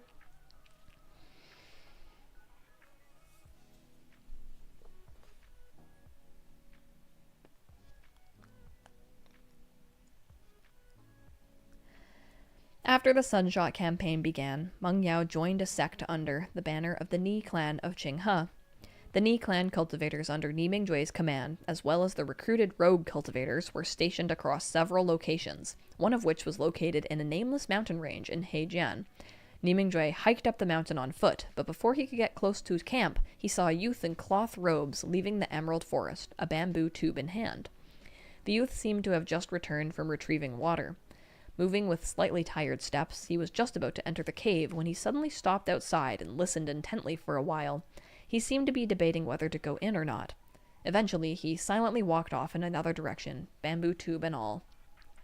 After walking for a distance, he found a spot at the side of the road and squatted down. He fished out a small piece of dry, white rations from the fold of his robes and slowly ate it with plain water. Ni Mingjui walked over to him. The youth had his head down as he ate food, but found that a tall shadow had suddenly enveloped him. He looked up and hastily tucked his rations away, then stood to greet him. Sect Leader Ni. This youth's stature was comparatively small. He was fair-faced with delicate brows, the very same gainfully lovable face of Jing Guangyao. He had yet to be accepted by Golden Carp Tower at this time, so he naturally lacked the cinnabar mark on his forehead. Ni Mingjui obviously had some recollection of this face, and he asked, "Mengyao?" "I am," Mengyao answered respectfully. "Why aren't you resting inside the cave with the others?" Ni Mingjui asked. Mengyao opened his mouth, but could only manage a slightly awkward smile, as if he did not know what to say. At the sight of this, Ni Mingjui walked past him and headed over to the cave. Mengyao looked like he wanted to stop him, but did not dare. Ni Mingjui concealed the sound of his approach, so no one noticed even when he was right outside the cave. The people inside were still having a merry time chatting and gossiping. "Right, that's him!" "No way! Jing Guanshan's son? How could Jing Guanshan's son slum it with the likes of us? Why doesn't he go back and find his father? All it takes is one word from his father and he wouldn't have to work like a dog." "You think he doesn't want to? Didn't he travel to Lanling with that little token all the way from Yunmeng just to try and get his father to take him in?" "Bad decision. Jing Guanshan's woman is a formidable one." Not to rub salt in the wound, but Jing Guanshan had sired so many— is it sired or seared? So many children.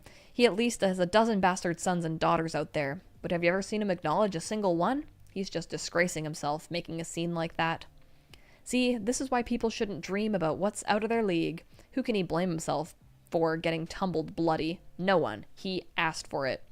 What a fool! Why would Jing Guangshan give a damn about other sons when he has Jin Sizhuan? What's more, his mother was a whore who was bedded by thousands of men. Hell knows whose bastard he really is. The way I see it, Jing Guangshan probably didn't dare acknowledge him because he had doubts of his own. Ha ha ha. Please, I don't think he even remembers having an encounter with the woman.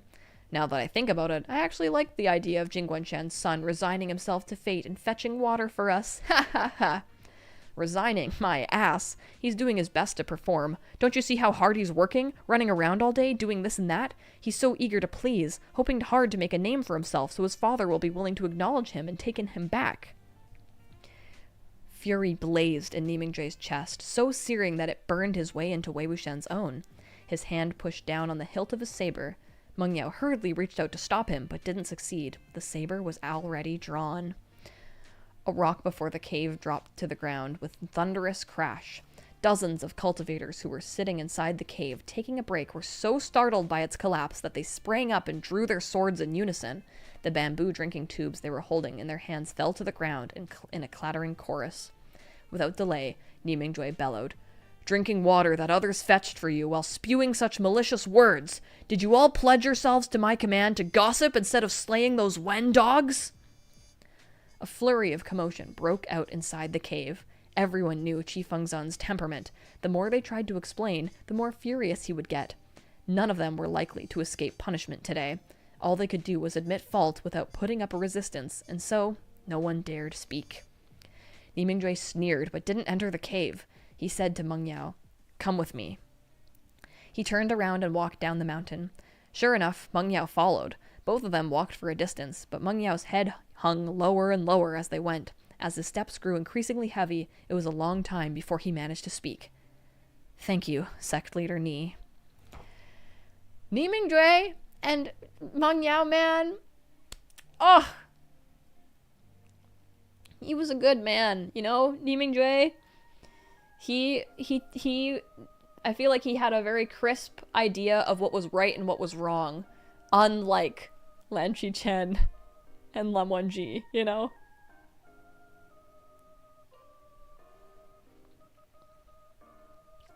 Yeah, the first person to frickin' treat him with respect since his mother. Very impactful. Nimingjoy said, "A man stands upright and moves with principle. There's no need for you to take that idle gossip to heart." Mengniao nodded and answered, "Yes, sir." Though he said that, his face still showed a hint of worry. Nimingjoy standing up for him today would keep the cultivators in check for a while, but the men would definitely take their frustrations out on him 100-fold in the future. How could he not worry? Nimingjoy, however, said, "The more those fools talk behind your back, the more you have to prove yourself and render them speechless. I've seen you in battle before. Every time, you were at the fore, and every time you stayed until the end to guide and settle the common people. You've done well. Keep it up." Mengniao froze on the hearing the praise from him. He lifted his head slightly. Nimingjoy continued, "Your swordplay is very agile, but not decisive enough. You still need practice." Of course the sword guy has something to say about his sword work. This was already an explicit encouragement. Mengniao hurriedly said, "Thank you, sect leader Ni, for your guidance." But Wei Wuxian understood that no amount of practice would help. Jing Guangyao wasn't like the other clan juniors. His cultivation foundation was too poor. Cultivation foundation!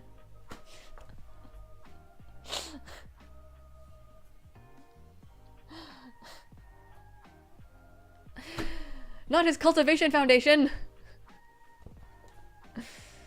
Ugh.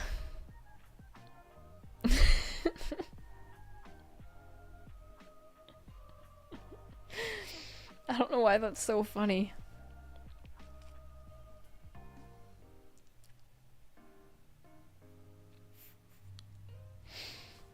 It was too poor for him to scale to new heights. He could only seek breadth of knowledge in his cultivation, not depth or proficiency. This was also why he sought to consolidate the strengths of various clans and to learn of the unique skills of each, lending him to become denounced as a thief of skills. Hejian was a key stronghold of the Sunshot campaign. It was also Nimingjue's main battleground, an iron bastion that straddled the western side of the Wen clan's territory at Qishan, leaving them no choice but to invade east and march south.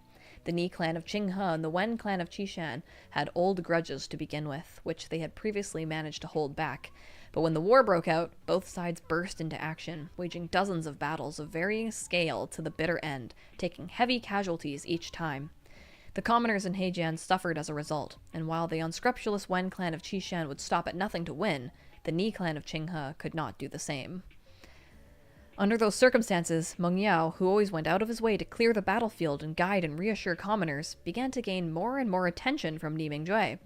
After a few such engagements, Niming-Jue directly promoted him to be at his side as deputy envoy. Guangyao seized this opportunity, reliably executing the tasks he was given every time. Thus, the Jing Guangyao of this period was not harshly lectured by Niming-Jue, but rather appreciated and well regarded.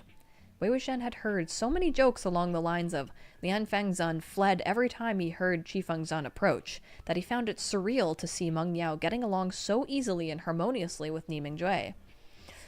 Messy, messy, messy. Bye, Xavian!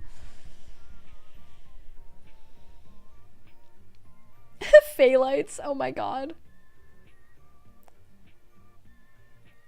Hey, Denise! Thanks for popping in. On this day, the Hejian battleground welcomed a guest. During the Sunshot campaign, tales of the heroic deeds of the three Zun were told across the land.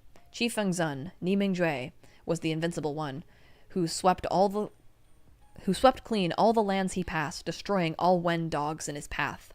Zewu Jun, Lan Qichen, was different. Lan Qiren was able to defend Gusu once the situation was stabilized, so Lan Qichen often ventured forth to offer assistance and deliver the people from despair and misery, as well as recover lost territory. During the Sunshot campaign, he snatched countless lives from the jaws of death on an innumerable number of occasions. As such, people rejoiced at the sound of his name as if his very existence was a glimmer of hope, a guarantee of their survival. Every time Lan Qichen escorted cultivators from their clans through Hejian, he would stop to rest, using it as a sort of transit station. This time was no different. Niming-Jue personally led him into a bright and spacious hall with several other cultivators already sitting at its head. Although Lan Qichen's appearance was almost identical to Lan Wangji's, Wei Wuxian could distinguish one from the other with a single glance, but when he saw his face, his heart couldn't help but skip a beat. I wonder how my body's holding up, he thought. With this paper one being assaulted by resentment, will something go awry with my physical body? Will Lan Zhan notice something's amiss? That, when you're so down bad, you get Doki Doki's seeing your crush's twin.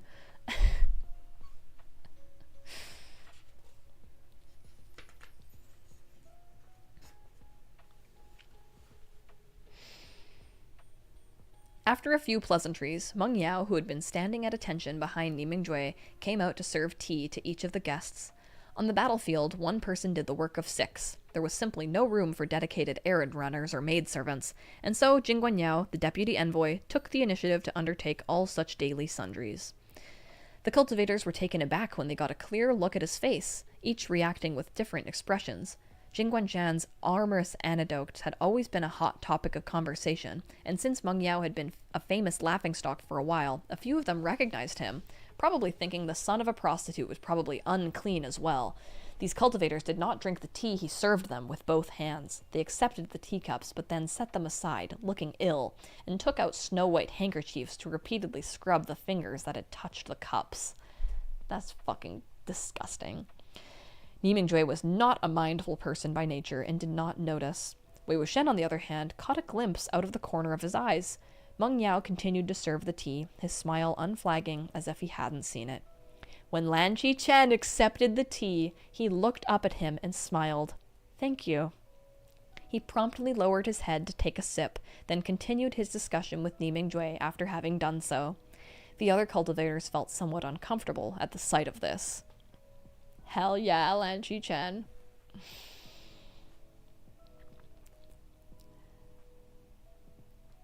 Niming-Jue was a serious man of few words, but even his expression would soften when he was in Lan Qichen's presence. Okay. I feel like on my first read-through, I was like, I'm not really getting 3 Zun.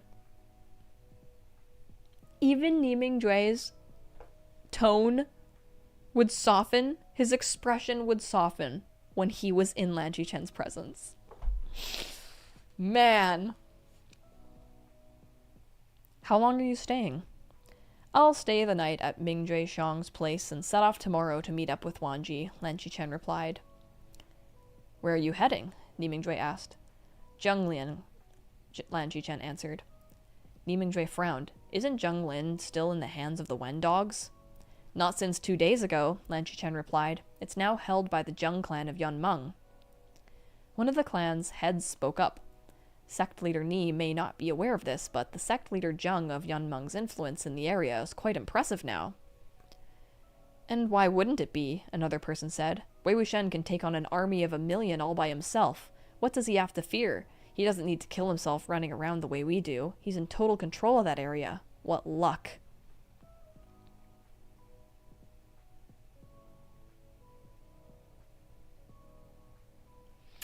Someone else, sensing his tone wasn't quite right, hurriedly added, Thank goodness for Zewujun and Hingguanzhen's assistants everywhere. If not for them, who knows how many prominent clans and innocent commoners would meet their ends at the hands of the Wen dogs. Your younger brother is there? Nimingjuei asked. Lan Xiqen nodded. He escorted some men there earlier this month. Your younger brother's cultivation level is high, Nimingjuei commented. He alone is enough, so why are you still going? For some reason, Wei Wuxian was happy to hear him praise Lan Wangji. You've got a good eye there, Qi Fengzhan. Oh my god, his little gay commentary is crazy. It's embarrassing to speak of, Lan Xiqen said with a sigh. But after Wanji arrived, it seems he had an unpleasant encounter with Wei Gongzi from the Zheng clan of Yunmeng. I think I'd better go take a look. Oh my god. Oh my god, this is so embarrassing. Nimingjuei asked, what happened? It seems it was because Wei Wuxian's methods were too dark and grotesque, someone said. They got into an argument. Apparently Lan Wangji severely rebuked Wei Wuxian, something about him demeaning corpses, being cruel and bloodthirsty, losing sight of his nature and whatnot. But rumors of the battle at Zhenglin are spreading, making Wei Wuxian out to be a legend. I'll have to take a look for myself, should the chance arise. What this man recounted was actually one of the better versions of the story. The exaggerated version had him and Lan Wangji fighting at each other at the same time they were killing Wen dogs on the battlefield. But in truth, the relationship at the time wasn't as irreconcilable or antagonistic as the rumors made it out to be. Still, they did have some minor, unhappy disagreements. At the time, Wei Wuxian had been out digging up graves every day. Lan Wangji never had anything good to say about this, and even actively tried to stop him. Something harming the body and mind is not the right path, and so forth. Since they were clashing with the Wen dogs every few days, either by staging ambushes or meeting them head-on, tempers ran hot all the time, and they often parted on bad terms. It all felt like a lifetime ago, as Wei Wuxian listened to the others discuss this. Not as if, he suddenly remembered. It really was a lifetime ago. If you ask me, there's no need for Hingguanzhen to fuss so much, someone said. The living are already on the verge of death. Who cares about the bodies of the dead? Yeah, these are desperate times, another chimed in. Sect leader Zheng is right. Who can beat the Wen dogs when it comes to evil? In any case, he's on our side. It's all good as long as it's the Wen dogs he's killing. That's not what you people said later when you all joined forces to kill me, Wei Wuxian thought. Not long later, Lan Xiqen rose with his men and let Guangyao lead them to the rest area while Nimingjuei returned to his own room. He retrieved a long cinder saber and took it with him to find Lan Xiqen, but before he got close, he heard the two talking inside the rest area. Lan Xiqen said, Such a coincidence, to think you joined Mingjue Xiang's command and became his deputy envoy. It's all thanks to Qi Fengzhen's appreciation and decision to promote me, Guangyao said. Mingjue Xiang has a personality that blazes like fire, Lan Xiqen said with a smile. It cannot have been easy for you to earn his appreciation and have him promote you. After a moment's pause, he continued. Recently, sect leader Jin of Lanling has been having a difficult time holding the line at Langyue. They are currently recruiting talent from all over. Guangyao was slightly taken aback. Zewujun, you mean... Lan Xiqen said, No need to sound so cautious. I remember you telling me how you hope to earn a place at the Jin clan of Lanling and win your father's approval. Now that you have established yourself under Mingjue Xiang's command and had the opportunity to put your talents to good use here, does your old wish still hold true? Guangyao seemed to hold his breath, his brows knitting. After a long silence, he answered, Yes. I imagined so, Lan Xiqen said. But I'm already the deputy envoy for sect leader Ni, Guangyao protested. I owe him a debt for gratitude for his recognition and appreciation. Whether or not I still wish for it, I can't leave Heijian. Lan Qichen pondered this for a moment. Indeed, even if you desire to leave, it might be difficult to broach the subject. But I trust that as you ask, Mingjue Shuang will respect your wishes. In the event he refuses to let you go, I can help persuade him a little. Ni Mingjue suddenly spoke up. Why would I refuse? Look at them all getting along here, being so nice to each other. Oh. He pushed the door open and entered the room. Lan Qichen and Guangyao, who sat facing each other with solemn expressions, were surprised by his sudden entry. Guangyao jolted to his feet, but before he could say a word, Ni Mingjue gave an order. Sit. Guangyao did not move. Ni Mingjue continued. I'll write you a letter of recommendation tomorrow. Sect Leader Ni, Guangyao said tentatively. Ni Mingjue stated, you can take this letter to Langye and look for your father. Guangyao hurriedly said, Sect Leader Ni, if you heard all of that, then you should also have heard me say... I did not promote you because I wanted you to repay my kindness, Ni Mingjue interrupted. I merely think you are capable and that your character is very much to my liking, which is why you deserve this position. If you genuinely wish to repay me, kill more of the Wen dogs on the battlefields. This is so cute. This is honestly so cute. It's crazy how this ends up. Miss Malice, it's a shame that Jiggy let his ambition ruin his thruple harmony. Oh my god, that's funny.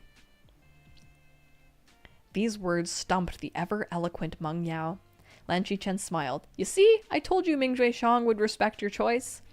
Guangyao's eyes reddened. Sect Leader Ni, Zhou, He bowed his head. I really don't know what to say.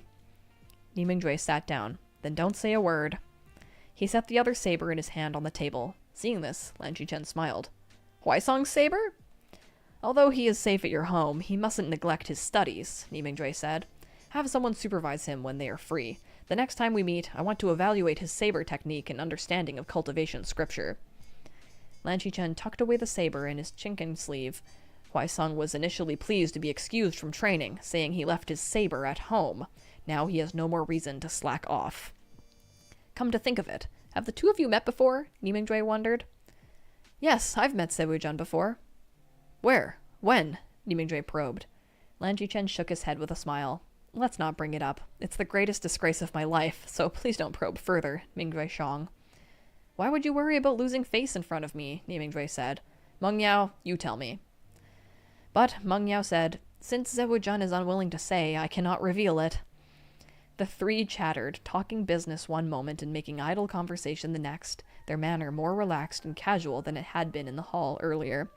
Wei Wuxian kept wanting to butt in as he listened, but he couldn't, so he let his thoughts wander.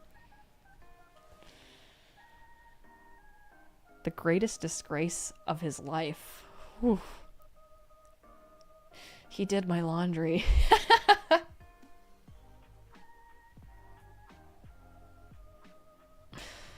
Man, this is crazy. This is crazy that, oh my god, just remembering that Jiggy has his fucking head. Ni Mingjue was so kind to him, and then not, but we can discuss whether it was valid or not later.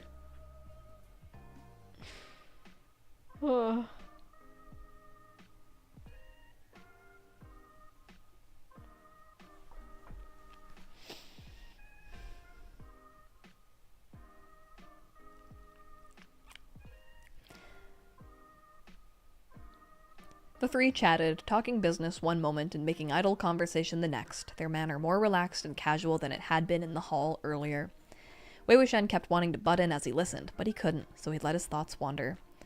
Their relationship isn't bad at all right now. Why is Lan Zhan so bad at making conversation when Zewujun is this chatty? Well, it's okay. It's fine if he keeps his mouth shut.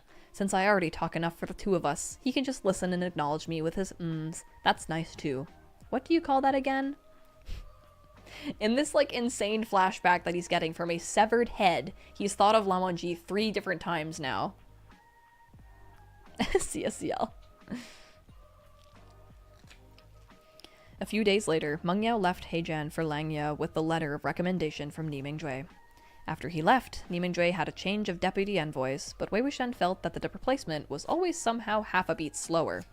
Guangyao was a rare talent, resourceful and quick-witted, able to understand what was left unsaid, complete a task in its entirety even when only a fraction of it was described to him, always efficient, never sloppy. It was hard not to compare the work of others when you'd grown accustomed to someone like him. After some time, the Jin clan of Lanling, which had already been struggling to hold the line at Langye, was nearly at their breaking point. Lan Qichen happened to be assisting another afflicted area, so Jin Guanshan sought help from He Jian instead, and Nimingdui answered the call. After the battle was over, a frazzled Jin Guanshan came over to express his gratitude. Nimingdui exchanged a few curt words with him before asking after Guangyao. Sect Leader Jin, what is Guangyao's position now? Jin Guanshan was confused to hear the name. Guangyao? Meaning no offense, Sect Leader Ni, of course, but who's that again? Nimingdui immediately frowned. The incident in which Guangyao was kicked down Golden Carp Tower had been a popular anecdote for some time now. Even bystanders knew all about the farce, meaning there was no way one of the main people involved didn't remember the name. Anyone with less face would have been embarrassed to play dumb. But as it turned out, Jin Guanshan's skin was as thick as they came. Guangyao was my former deputy envoy, Nimingdui explained frostily. I wrote a letter and had him bring it to you. Jin Guanshan continued to play dumb. Is that so? But I've never seen any letters nor met with any such person. Alas, if I had known Sect Leader Ni had set his deputy envy over, I'd have given him a proper reception.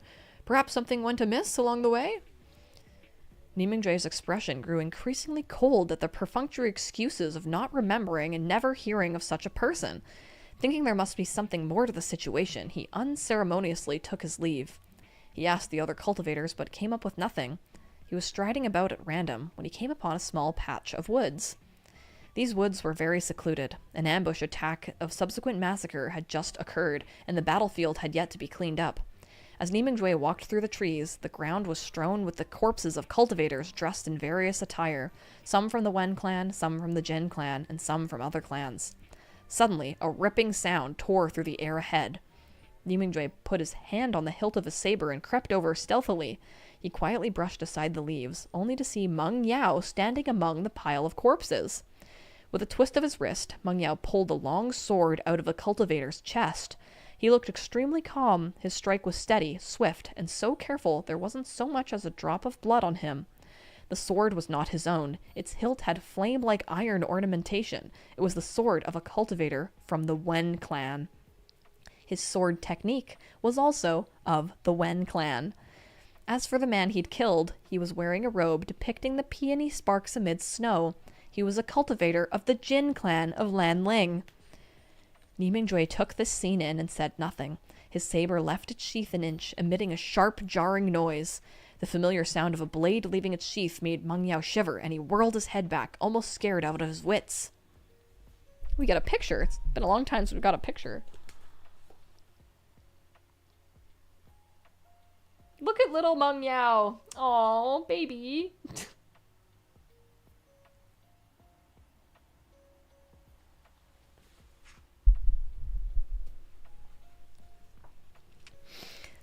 Sect Leader Ni?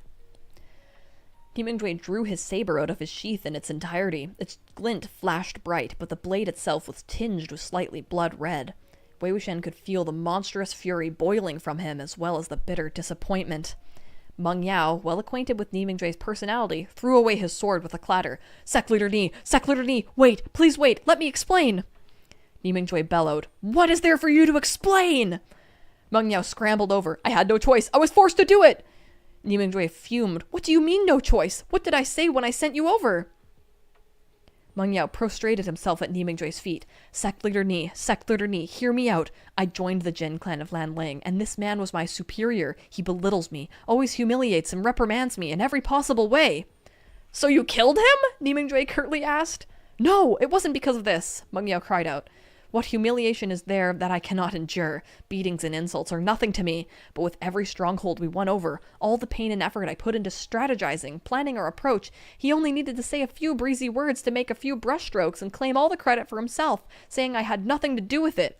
This wasn't the first time. He did it every time, every single time. I tried to reason with him, but he didn't care at all, and when I went to the others, no one was willing to listen. He even said earlier that my mother was a... It was really more than I could bear. In a moment of rage, I lost my head. I made a misstep. Guangyao spoke rapidly in his panic, scared that Ni Mingjue would bring his blade down on him without letting him finish. But his account was as clear and methodical as ever, every word emphasizing how others were so loathsome and how innocent he was. Ni Mingjue grabbed him by the collar and lifted him up. "You're lying!" Guangyao shuddered. Ni Mingjue stared directly into his eyes and enunciated his response word by word. "You couldn't bear it anymore? Lost your head in a moment of rage and made a misstep? Would someone who lost his head in a moment of rage have worn the kind of expression you did while killing a man? Would he have so deliberately chosen a secluded, hidden forest where a massacre had just taken place? Would he specifically use a Wen sword and Wen techniques to kill? Would he disguise himself as a Wen dog, to launch a sneak attack, as to frame them? You've clearly been planning this for a long time."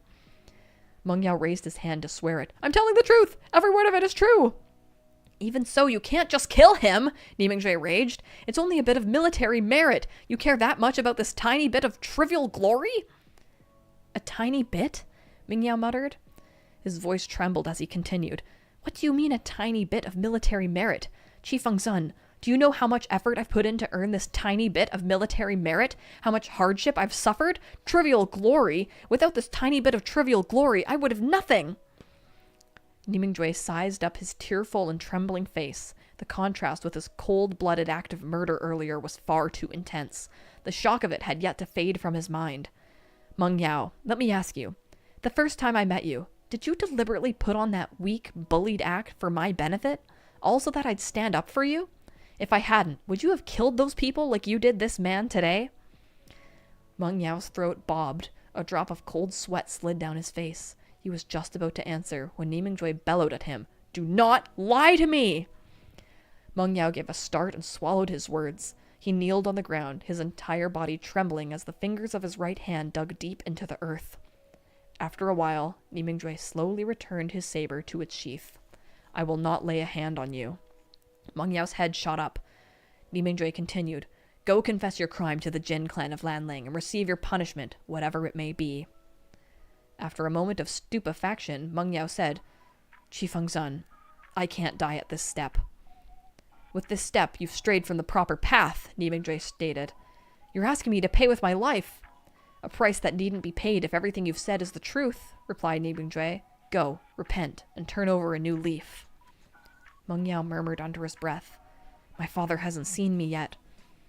It wasn't that Jing Guanshan had not seen him. He was merely pretending to be unaware of his existence.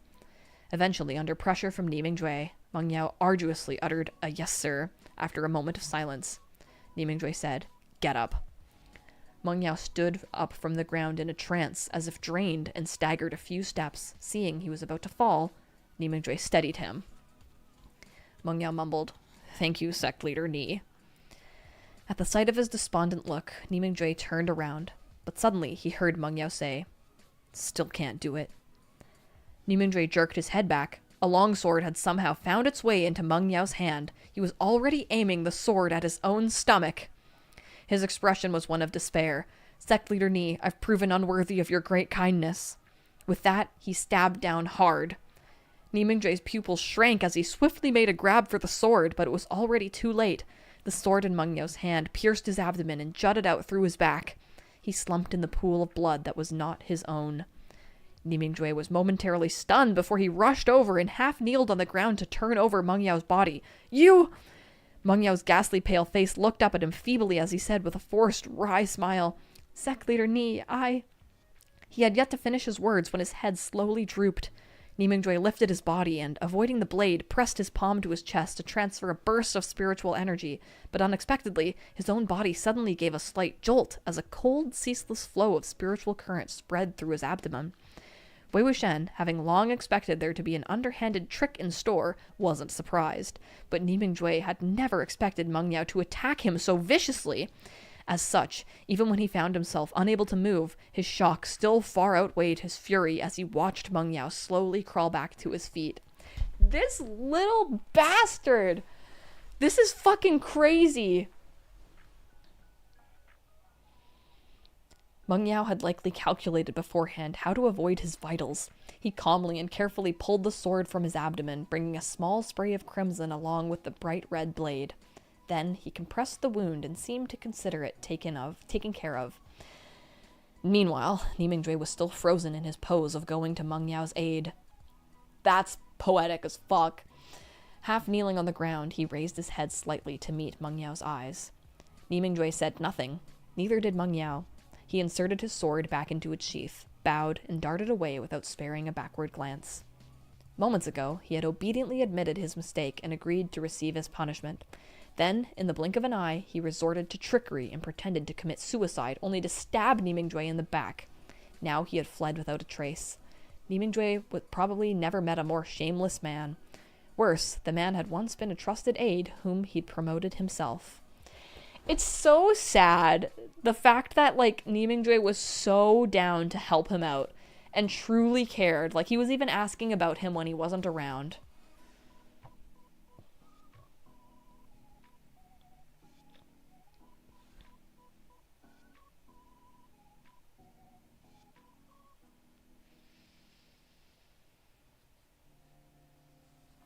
Ugh.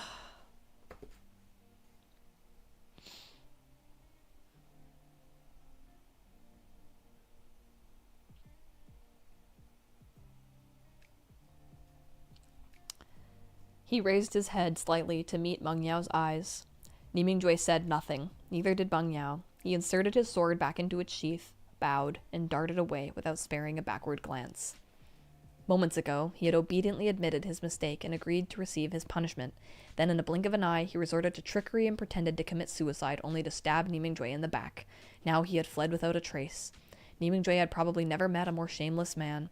Worse, the man had once been a trusted aide, whom he'd promoted himself. Consequently, he flew into a rage and was particularly savage when he faced the Wen clan's cultivators. When Lan Qichen found time to head to Langye and assist with the battle a few days later, Ni Mingjue's fury had still not subsided. The moment Lan Qichen arrived, he said with a smile, "That's quite the rage Ming Shuishang is in. Where's Meng Yao? Why isn't he here to douse those flames of yours?" "Where's our favorite little smiling guy? He'll put you back into your happy spot." "Don't mention that name," Ni Mingjue barked. He relayed the incident where Meng Yao committed murder, framed another, feigned death, and fled in its certainty to Lan Qichen, who was also stunned to hear it. "How could this be? Is there some kind of misunderstanding?" "I caught him red-handed," Ni Mingjue said. "What misunderstanding can there be?" Lan Qichen thought for a moment. Going by what he said, the man he killed was indeed at fault, but he really should not have killed him. It is hard to judge what is correct in such desperate times. I wonder where he is now. No wonder Ni Mingjue fucking chi deviated, having to deal with Lan Qichen being like, he is such a funny little guy for that, isn't he? Anyways, wonder where he is.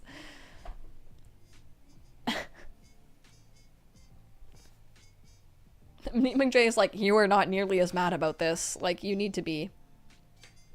"He better not let me catch him, or I'll sacrifice him to my blade," Ni Mingjue replied sharply. Well, and then there's a little ellipses mark there, so we'll stop reading there for today. Oh my god, perfect timing. Lan Qichen was a day one apologist. Yes, literally. Oh my god. Like, I love how he's like, must be some kind of misunderstanding. That's crazy. I'm gonna go find him. Ugh. I wish MXTX spent more time giving us some Threesun, like, what's the word? When they're just, like, chilling around, having a good time together. Some more Threesun moments. It's like she wrote all of Yi City. What's the word I'm thinking of? Like, cozy moments. I want to say the word, like, homey something. Domestic! Yes, enter name here. Thank you. Domestic moments. Ugh, man, that's so messy. It's so messy. It's so messy. Night Owl says, "God, Lan Qichen is really delulu with this one guy. He's so sharp with everything else, but this flies over his head every time." I know. You know what? Maybe it's because Lan Qichen is such a smiley guy, and Guangyao is also a smiley guy. So when he met another smiley guy, he was like, "Oh my god, I love this guy so much. He's so cute. He's like me, but pocket-sized with dimples."